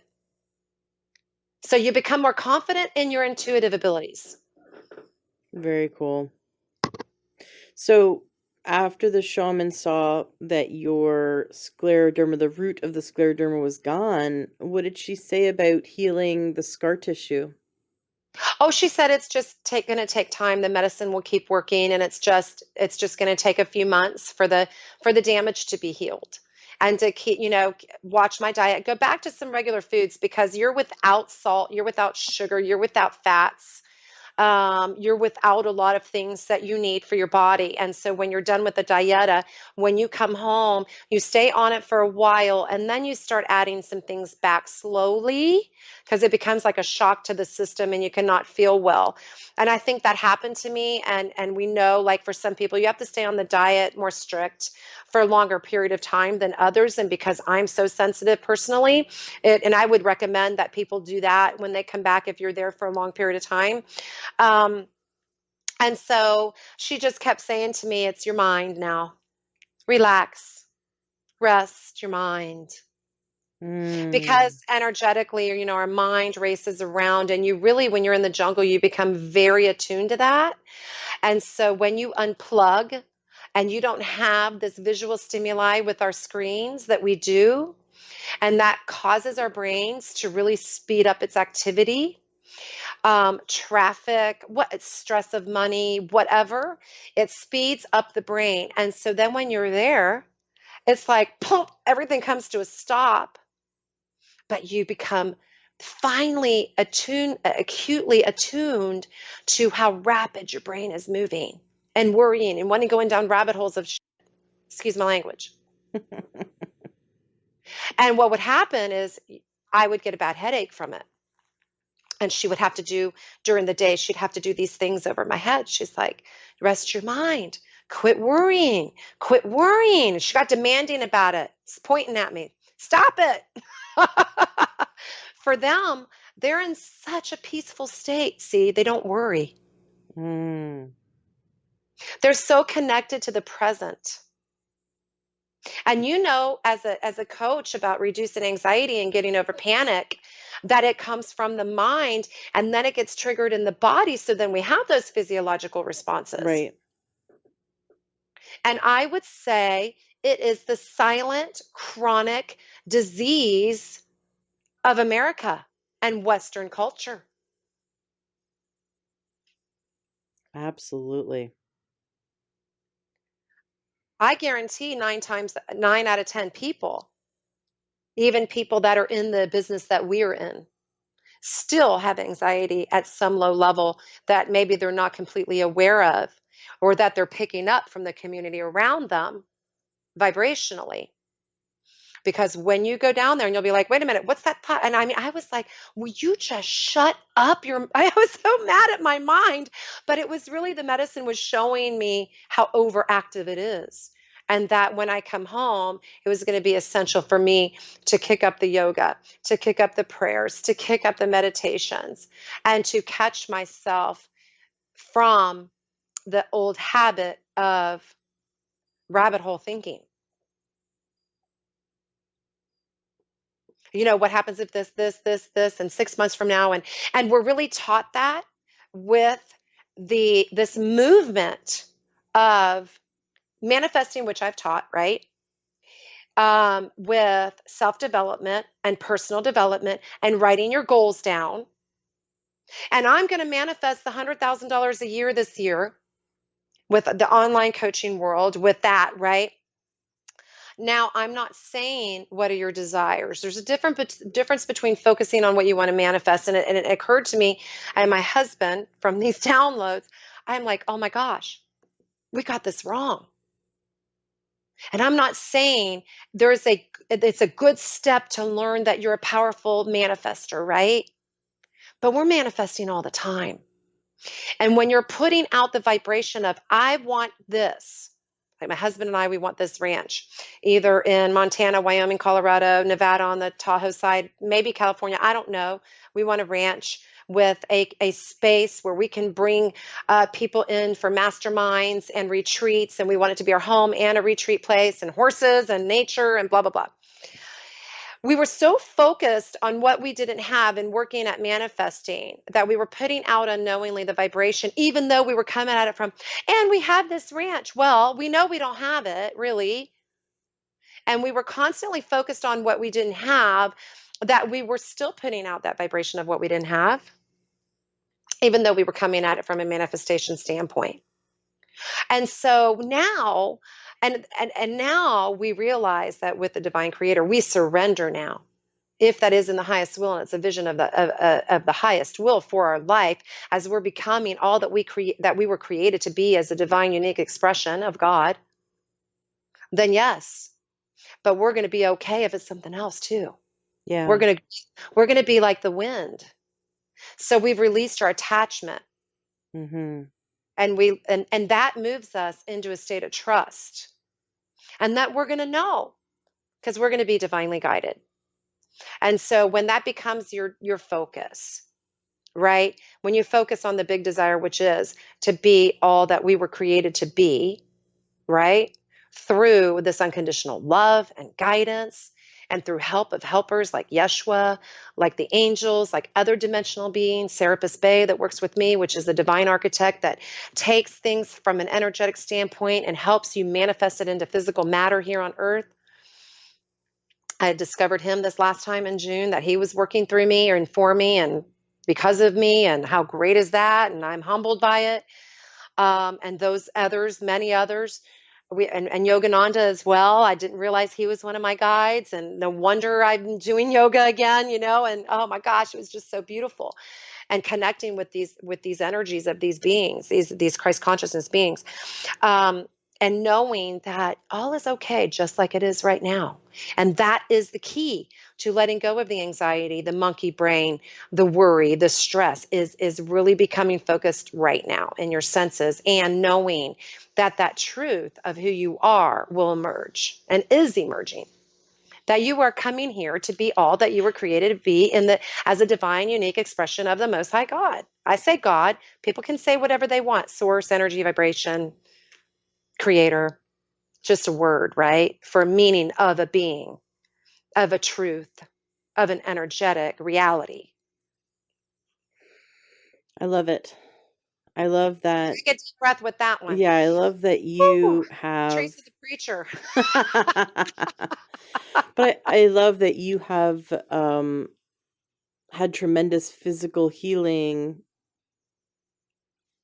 along with energetic, spiritual, mental, emotional, with Yes. this herbal medicine journey, but that you put your spiritual healing at the forefront, and your physical healing came along with it, that it's a package deal, and I love that you Oh, share it that.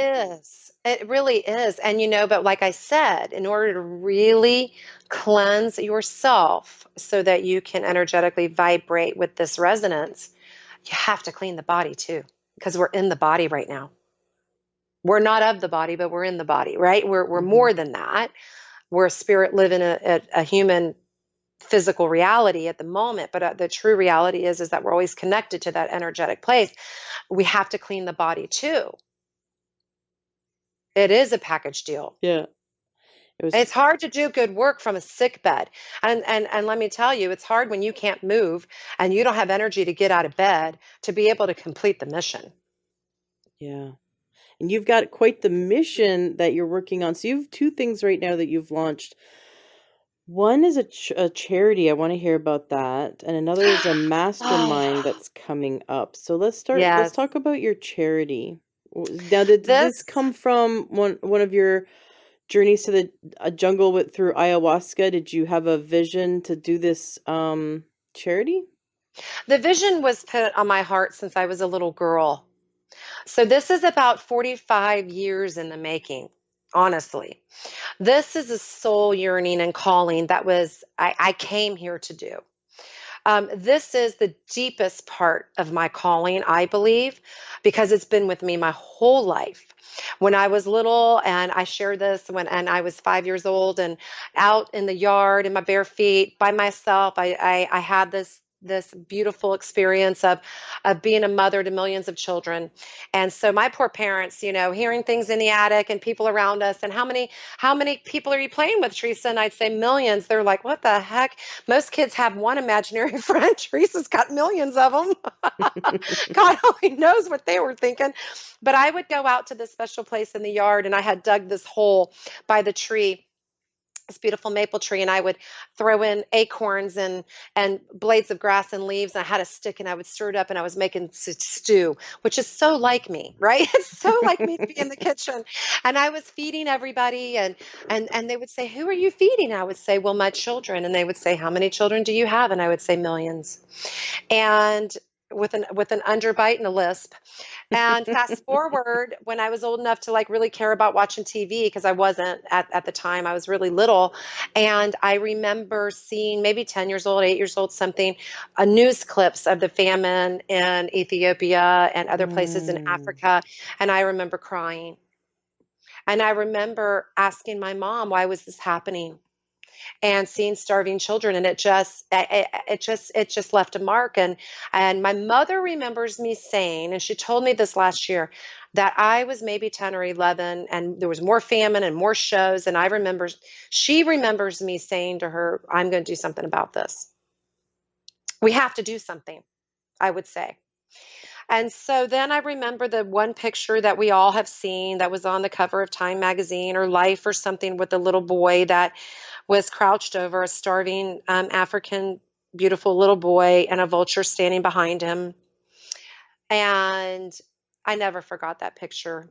And I remember crying, and I cried a lot over the plight of these starving children. So this was a work in progress. And then in 2004, when I traveled to South Africa, And I was in the bush in some of these places where it wasn't so much of that starvation, although they were hungry children. And I was there on a business trip with my ex-husband, and I took my children and my ex-mother-in-law, beautiful woman that she is, that I adore, and another child that was with us. And we went out on this excursion to be able to visit these villages where they have very little resources, and HIV has wiped out a generation of people. Oh my Okay. gosh. And so these children are living with children, or, they're completely orphaned. And so there's the elderly and children, and not a lot in between. And it's so rampant. It's the worst HIV population in the continent of Africa, is in South Africa. And I made a vow, and I said, I'm going to come back and I'm going to help. And I'm going to build orphanages for these children so they're not sleeping outside.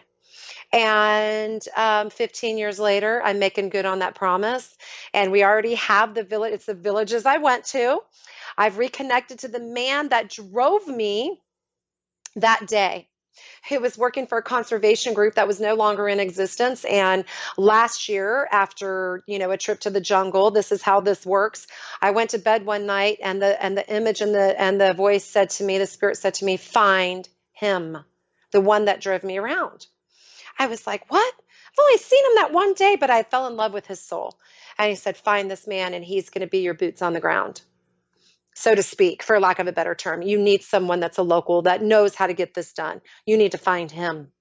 I knew his name was Lotus. I knew where he worked in 2004, who he represented at this conservation group. Well, that group was no longer in existence. He didn't work at the one lodge I knew of, and I went on a hunt.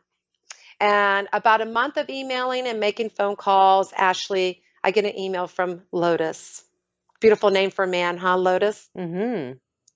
And he told me where he was working with was an organization called the Africa Foundation. And we connected, and we are partnering with this well-established, they know how to get the job done. They know how to get employees' salaries. They know how to get counselors in. They know how to get medical care in. And we are about to break ground this year. Our fundraising is beginning. We're becoming legalized. In the meantime, we are partnered with africafoundation.org, and they are going to help us build our first facility in the bush outside of Kruger National Park in South Africa. And so it's coming to pass. And the name of our group is momshouseforchildren.org. Beautiful. And so, is it Mom's House is the Yes, charity?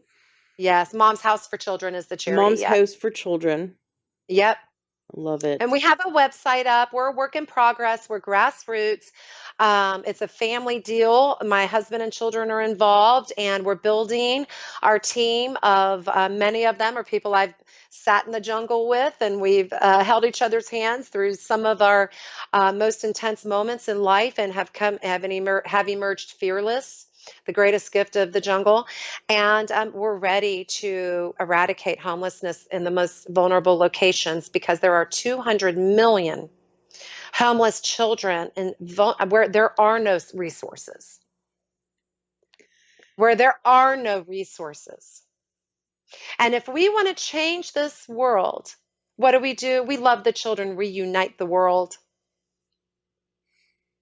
And that is our mission statement.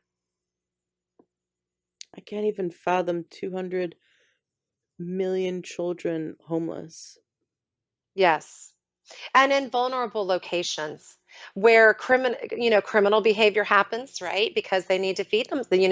Starvation leads to many things, doing things these children would never do otherwise, or getting caught up with criminalization, or they're just doing whatever they can to. Many 12-year-olds are raising 6 siblings.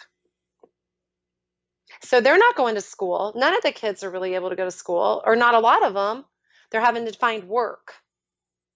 So it's a really, really severe plight. And that isn't even talking about, other locales in the world where more sex trafficking and human trafficking takes place.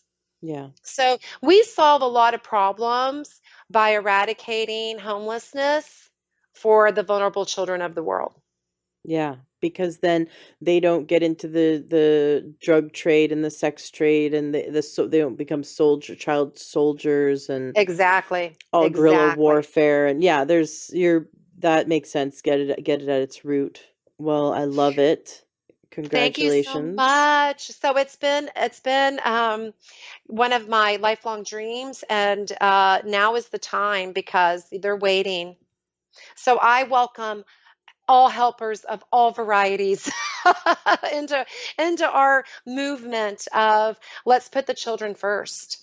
And what's amazing is that it takes very little US dollars to create great change in these places. And by the way, I'm a supporter of UNICEF. I'm a supporter of local charities for homeless, the Homeless Coalition, child wait, what is it? The kid no Kid Hungry program. We just signed up for them. Feeding America. So I'm, also involved in Rotary, and I do a lot of charity work. I feed the homeless, and over holiday seasons, my husband and I do just personally. We give all the time. So we do care about America. We care about Silicon Valley, which has a great homeless population. We're very involved in all of those things. I personally have a calling on me for Africa and some of these other world locations where the largest number of uh, vulnerable children live with extremely little resources, including drinking water. Mm, yeah, So that's where my heart's going. Yeah, right. that's where God's leading me to go. Momshouseforchildren.org. So Yes, yes, MOMS, yes, momshouseforchildren.org. Excellent. And yes. I'll send you the link. the Yeah. link to that will be in the show notes of today's podcast at learntohealth.com, as well as everything that Theresa does. Now, you are launching a new mentorship program, mastermind program, and it is divinely inspired. I Yes. know you are so excited about it. Can you tell us more about this program and what we'll learn from it?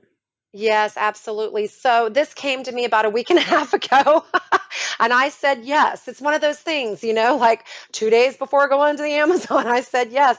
So when the spirit moves you, I surrender. And I said yes to this because I didn't really plan on doing this right now because I know the time, the energy, and the effort that it takes to put together something like this.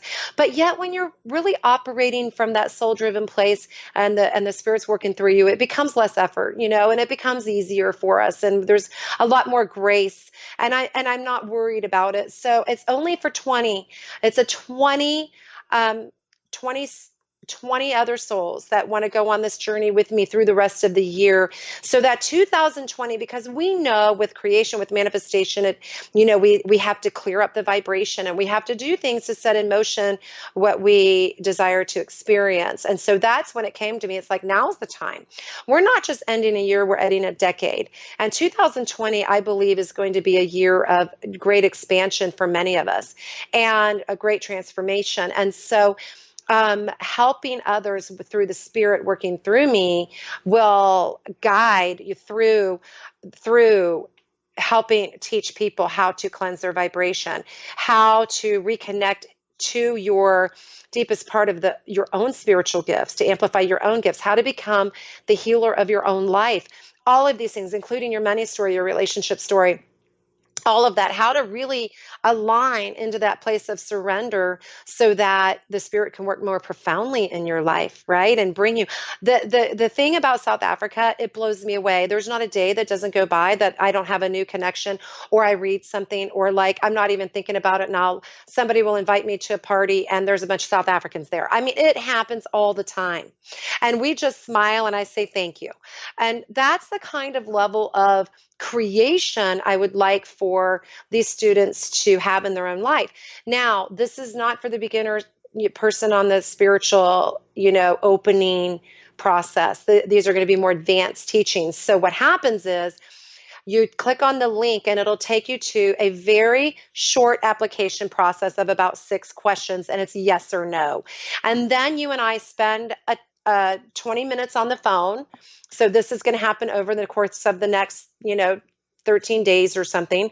And then we decide if now is the right time for you. And the spirit's going to guide me into it being yes or no.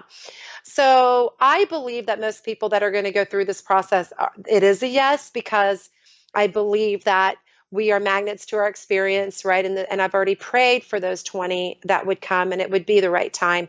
But it's just good to feel each other out, and then we get you set up to start on the 24th of September. Now, these are going to be Zoom calls, and there are a ton of bonuses, which we lay out that. So it's going to be so much offering here. I am just really honored to be in the position to be able to bring in other experts and also offer some of the other healing things that I've been taught to do over the last 3 years. And all of that is going to be between the 24th and the end of December, so that we all emerge 2020 a better, more awakened version of ourselves. Beautiful. I'm very excited for you and for your Yeah, students. I love it. You were telling me a bit about one of the lessons in it is going to be about acknowledging the ego and helping it have more of having healthy boundaries with your ego, I guess, is the best way to put totally. it. Because when we let our ego kind of run our life, it's like I don't know, for those who have had a toddler, they have no boundaries and they will not respect yours, right?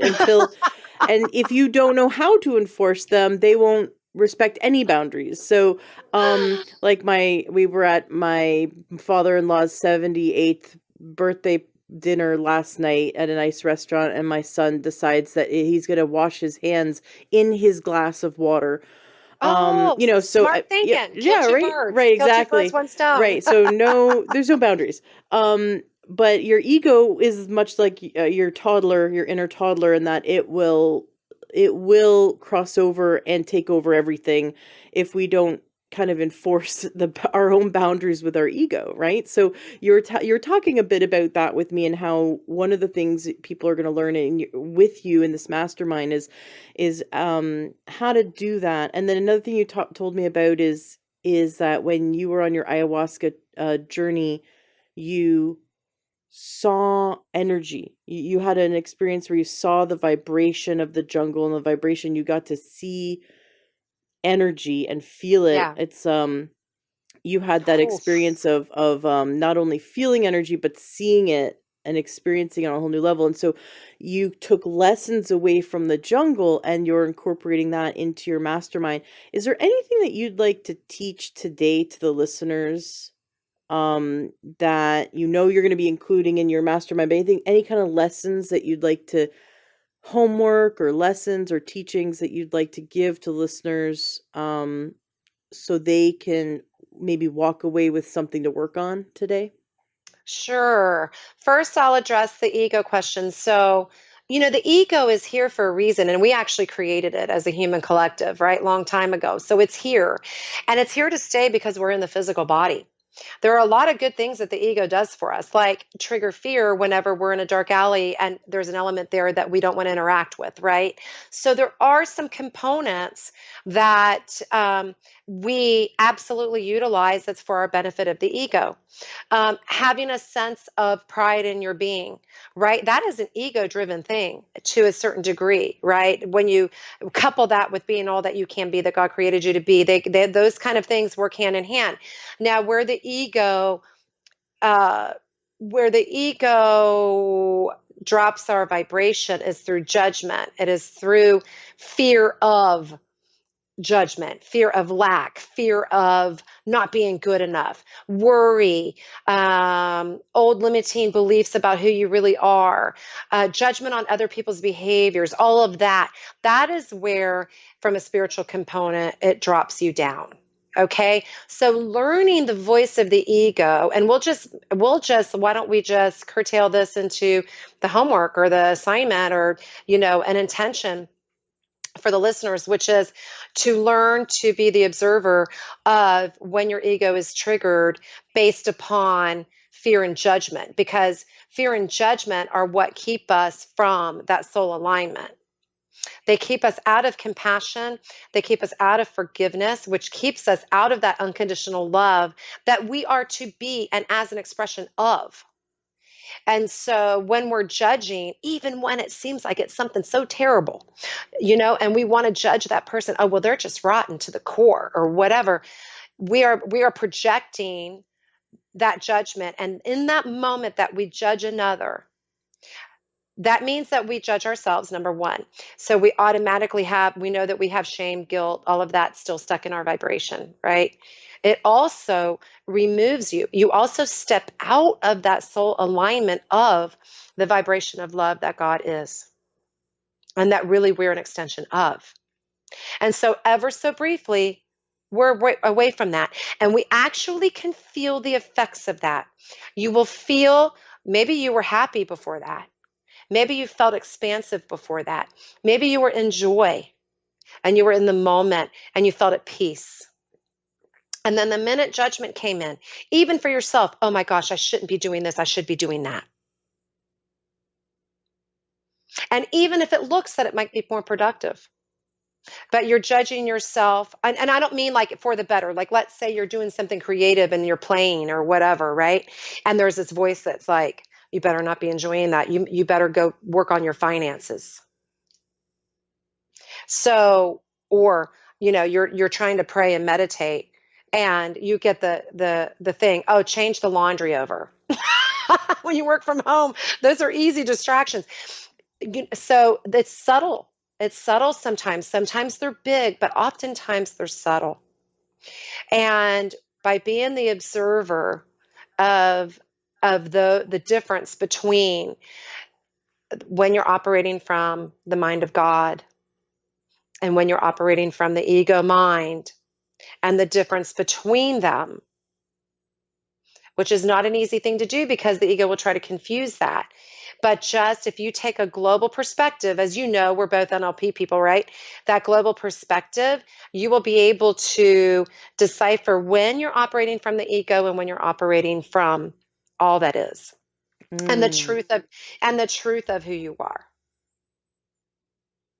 When you want to pick up the phone and make an important phone call, like I'm going to be doing here soon for somebody to be on my board of directors, and there's a part of me that, or sending out emails for some big donations, and there's part of me that's like, yeah, but our 501c3 is pending and it's not done yet, and I have all these reasons. Well, what is that?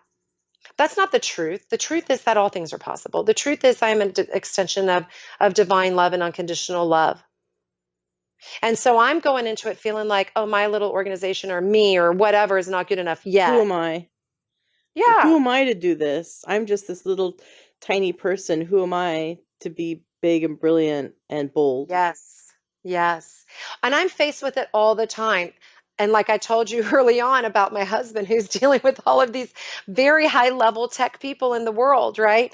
And he's putting on there about my masterclass series, which is going to have, a lot of all focus on energy and spirit. And he's ready to emerge that for himself too. So we all come to a place where it's like, oh, really? Yeah, in the quiet confines of your own mind and in your own little comfort zone and your cocoon of safety, you're saying, yeah, I'm going to do this and I'm going to do that. And I'm going to put it out there because, the spirit's moving through me. Oh, yeah, let's do it. Spirit's saying, do it then. Now's the time. What you waiting for? Nothing to fear. Yeah. And so when those resistances happen, then oftentimes it is the ego going, oh yeah, but what if you're going to lose more friends? What if it's going to flop? What if it's, what if this was a big one for me? What if you're going to get sick during that commitment? Yeah. What if you're not spending enough time on making more money? Right? But the big one more for me was, what if people aren't going to like you as much? What if they're going to laugh at you? That was a big one that I used to get. And still a little bit, what if so and so laughs about it? What if you're made fun of? Right? So I think we've all been made fun of when we were little, and I was made fun of a lot. I was a real heavy kid. And, that's an old thing, right? So the ego goes, what if they're going to make fun of you? I was the girl that never got picked for the kickball team or anything athletic because I was the Mm. chunky monkey. And, I ended up being most outstanding female athlete 1 year later in the school. you know, Take that, kickball captain leaders. No, no, I'm just kidding. It's kind of funny now when I look back on it. But, and that is a muscle that I can access too, by the way. Hey, wait a minute. People laughed at me before. That wasn't the truth of who I was, who I am. And really, we know now from a higher perspective when people are laughing at somebody else, when people are making fun of you, or people leave you because of something that your soul is driving you to do and aching and longing for. And that is where your personal fulfillment is. The rest of it doesn't even matter.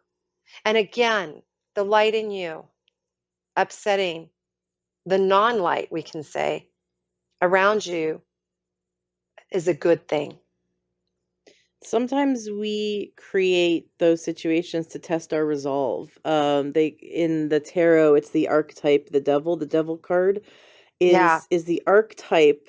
It's not the actual devil from Christianity. It's an right. archetype of us testing our own resolve. And so if Yes. someone says, I don't know, I'm going to quit smoking cigarettes, and 5 minutes later, someone walks by and lights a cigarette in front of us. It's kind of like, Oh, it's the yes. testing our resolve. Or, if you said, I'm going to go do this charity, and then that little voice goes, that gives you a million reasons and excuses not to. And sometimes it looks like sometimes people go, well, how could it be me testing my resolve when it's external things, like someone saying or laughing at me, right? It's external, but it's how we react to it. You might have Yes. someone laughing at you every day and you never noticed. Your brain just deleted, distorted, Right. generalized, said it doesn't matter. It's information that it doesn't even matter. But the one day you go to do something new, it's this little part in ourselves that wants to test our resolve. And so Yes. then the brain, because the brain deletes, distorts, and generalizes so much information, and the reticular activating system of the brain goes, all right, now you're looking for people laughing at you. Absolutely.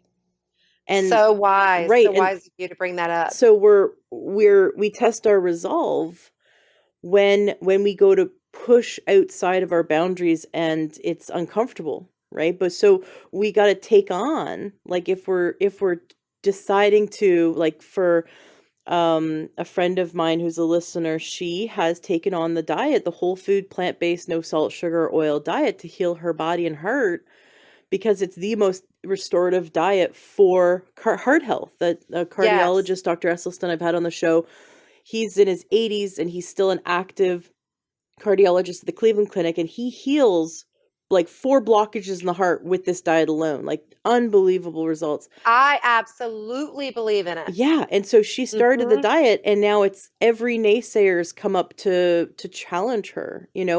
Her parents, her husband, friends, coworkers, everyone is kind of like coming out of the woodwork to test her resolve. Yes. And it's how we perceive that conflict. Will we give up and give in and kind of settle back down into status quo, or will we rise above it? And so I feel that sometimes that challenge that we face, where we are seeing either external or internal, it's our own little voice, like the ego saying, but this, and but this, what about this? And if it's Yes. external people, like, you're losing friends over it, whether it's internal or external, when there's a push to that, it would be more comfortable to go back to status quo, it actually wouldn't, because living in status quo is living in purgatory. We're not evolving as a Yes. person. Yes. And Yes. so when we go, bring it on, Bring it on, world. Bring it on. You want to bring on conflict? Okay. Bring on my parents, challenging my diet and my kids and my husband. Bring it on, because I am sticking to my guns. This is how I'm going to heal my body, and not there's no external or internal, conflict that's going to make me go back to status quo, because I'm going to go over this mountain, and it'll help Yes. propel us further, because the testing of our resolve actually makes us stronger in our resolve. So it's that we have to have that 30,000 foot view, where we get that the things that we think are bogging us down are actually helping launch us forward. It's really changing that perspective, isn't it? Mm-hmm. It is really about perspective, and I love what you said about that, and I'm going to employ that more in my life. So thank you, Ashley. I love that viewpoint because it is the truth. Mm-hmm. It is the Right, truth. right. I do this course, as you know, where I teach people how to eliminate anxiety. And part of the course is I teach them to get excited when anxiety comes up, because they've spent years being afraid of it. And when anxiety comes up, it starts in the mind, but then ends up physically in the body, where we're physically feeling symptoms. Our hands are shaking. Maybe we're dizzy, we're about to pass out, we feel like we're going to Yes. die, because Yes. the body is perceiving a threat, and we're having a huge adrenaline response. Yes. Cortisol is going through the roof, and the body is really having a physical reaction. Um, but I so they're afraid of it. So the second we start to feel anxiety, they then have a huge fear response, because they're afraid they're going to go into that. So then they're resisting it. And as you know, everything we resist, then we're not able It gets to, stronger. yeah, it gets Yeah, it gets stronger, but stronger. we're not able Yeah. to actually face it and rise above it. And so I teach in my course to get really excited of once they've learned the tools, because I have a few tools I teach them that immediately eliminate anxiety in the moment. It takes about 30 seconds, and it completely shuts Yeah. off anxiety. So Yeah. once they learn the tool, then every time anxiety comes up in their life, instead of getting fearful because of all the past triggers and worried that their body's going to go through a panic attack, they get excited, because it's like, oh, awesome. It's another opportunity for me to practice this technique. And every time we practice it, it goes deeper in our neurology. It rewires the brain even better. And so if we Yes. could get Yes. excited about when conflict comes up in our life, especially conflict that is testing our resolve, if we could get Yes. excited, like, oh, awesome, another I'm like, another friend is challenging me on my belief system, this is great, because, or another friend is, or person is challenging my new health goals, or my diet, or whatever, or whatever Yes. whatever we've decided, right? Yes. Whenever an internal, or if there's an, or external or internal, if there's, like, the ego saying, what about this, or you're not good enough, how could you do that, whatever, we get excited instead of frustrated.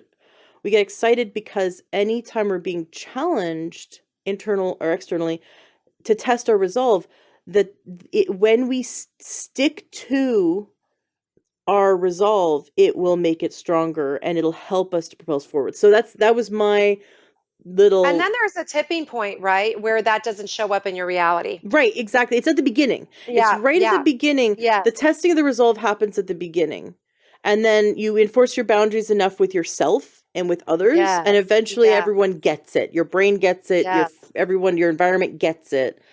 Now, like, I've been gluten-free for 8, 9 years now, and there's no one that's going to talk me out of it. And I don't care. You can Right. you can roll your eyes all you want when we're at a restaurant together, whoever I'm with, right? And Yes, it's like, yes. I'm not gonna waver.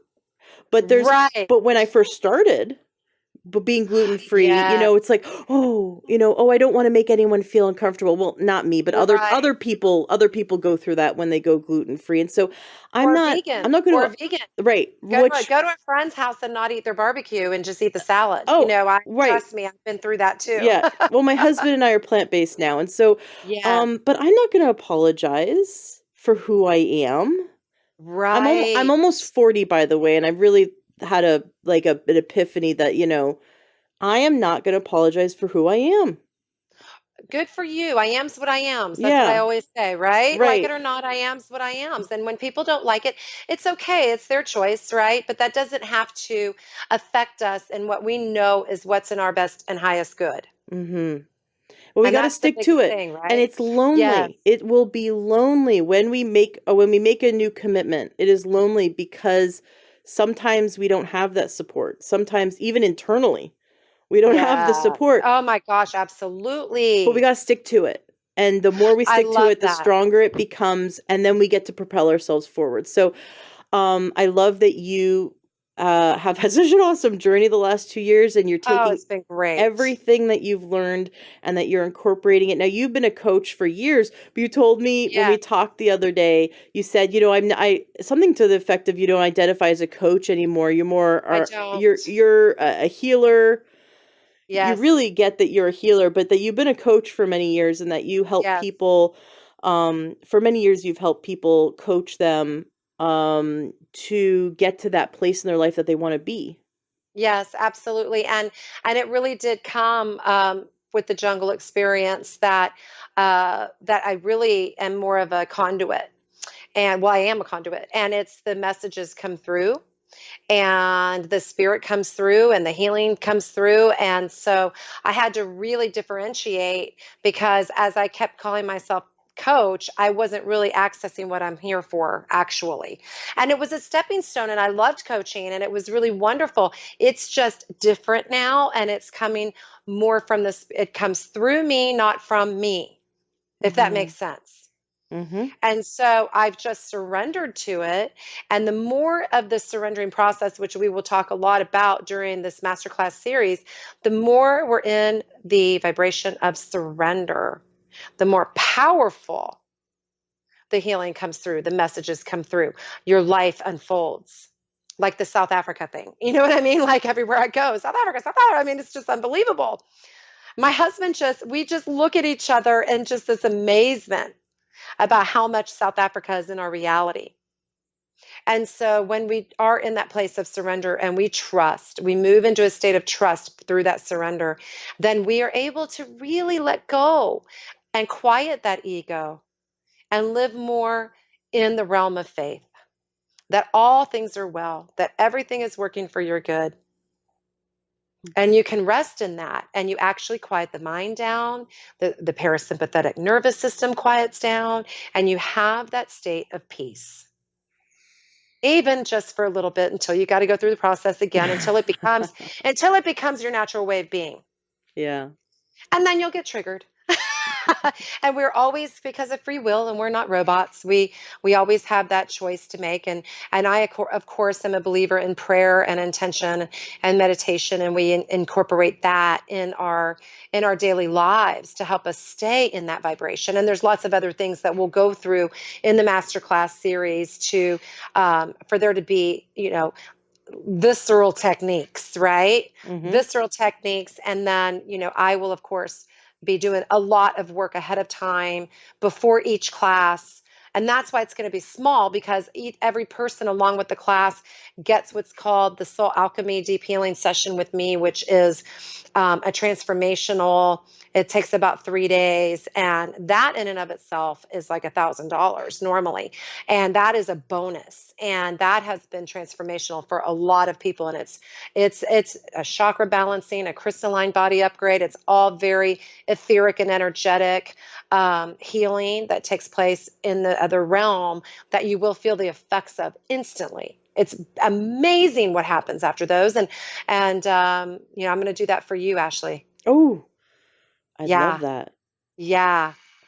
I'm all about So, it. as my friend, yes, it's one. I know you are. I know you are, and I just thank you so much for having me on, so that I can share this experience and encourage others that maybe have a chronic illness. That my husband really has had a panic disorder. I don't know if I shared that with you, Ashley. We didn't realize that that's what it was until the jungle, and he would be great for you to talk to about this anxiety and what he learned. Mm. And it was a download that he learned from the family and maybe even genetic Mm-hmm. Mm-hmm. and the reason why he went for the month and what he learned as a result of it. and Oh, how to move that cool. energy. Yeah. So I'll connect the two of you. But in the meantime, I just want everyone to know that you're doing better than you think you are, and that Mm, you are a unique and divine, personal, on purpose being of light that is here to express the divine through your life. beautiful. Thank you End of so story. much. End of story. For now, to be continued. Thank you so much. I just love you. I love what you're doing. Your podcast is amazing. You're an awesome interviewer, and I love that you're helping people through what they're going through. And anxiety, like I said, it's a big deal here in America. Mm-hmm. And kudos to you, Ashley, for being a voice. Awesome. And likewise, thank you so much, Thank Theresa you. Vigarino, for coming on the show. And but all the way back from episode 88, coming back to give us the updates and the download. I love it. Listeners can go to theresavigarino.com. Of course, links to everything that Theresa does is going to be the show notes of today's podcast, learntruehealth.com.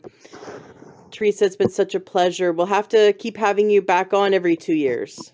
That sounds amazing. We'll see what's next, right? Awesome. Thank you so much. You're welcome. Hello, true health seeker. Have you ever thought about becoming a health coach? Do you love learning about nutrition and how we can shift our lifestyle and our diet so that we can gain optimal health and happiness and longevity? Do you love helping your friends and family to solve their health problems and to figure out what they can do to eat healthier? Are you interested in becoming someone who can grow their own business, support people in their success? Do you love helping people? You might be the perfect candidate to become a health coach. I highly recommend checking out the Institute for Integrative Nutrition. I just spent the last year in their health coaching certification program, and it really blew me away. It was so amazing. I learned over 100 dietary theories. I learned all about nutrition, but from a standpoint of how we can help people to shift their life and shift their lifestyle to gain true holistic health. I definitely recommend you check them out. You can Google Institute for Integrative Nutrition or IIN and give them a call, or you can go to learntruehealth.com/coach and you can receive a free module of their training to check it out and see if it's something that you'd be interested in. Be sure to mention my name, Ashley James, and the Learn True Health podcast, because I made a deal with them that they will give you the best price possible. I highly recommend checking it out. It really changed my life to be in their program, and I'm such a big advocate that I wanted to spread this information. We need more health coaches. In fact, health coaching is the largest growing career right now in the health field. So many health coaches are getting in and helping people because you can work in chiropractic offices, doctors' offices, you can work in hospitals, you can work online through Skype and help people around the world. You can become an author, you can go into the school system and help your local schools shift their programs to help children be healthier. You can go into senior centers and help them to shift their diet and lifestyle to best support them in their success and their health goals. There's so many different available options for you when you become a certified health coach. So check out IIN, check out the Institute for Integrative Nutrition, mention my name, get the best deal. Give them a call and they'll give you lots of free information and help you to see if this is the right move for you. Classes are starting soon. The next round of classes are starting at the end of the month. So you're going to want to call them now and check it out. And if you know anyone in your life who would be an amazing coach, please tell them about it. Being a health coach is so rewarding and you get to help so many people. Are you looking to get the best supplements at the lowest price? For high quality supplements and to talk to someone about what supplements are best for you, go to takeyoursupplements.com and one of our fantastic true health coaches will help you pick out the right supplements for you that are the highest quality and the best price. That's takeyoursupplements.com. takeyoursupplements.com. That's takeyoursupplements.com. Be sure to ask about free shipping and our awesome referral program.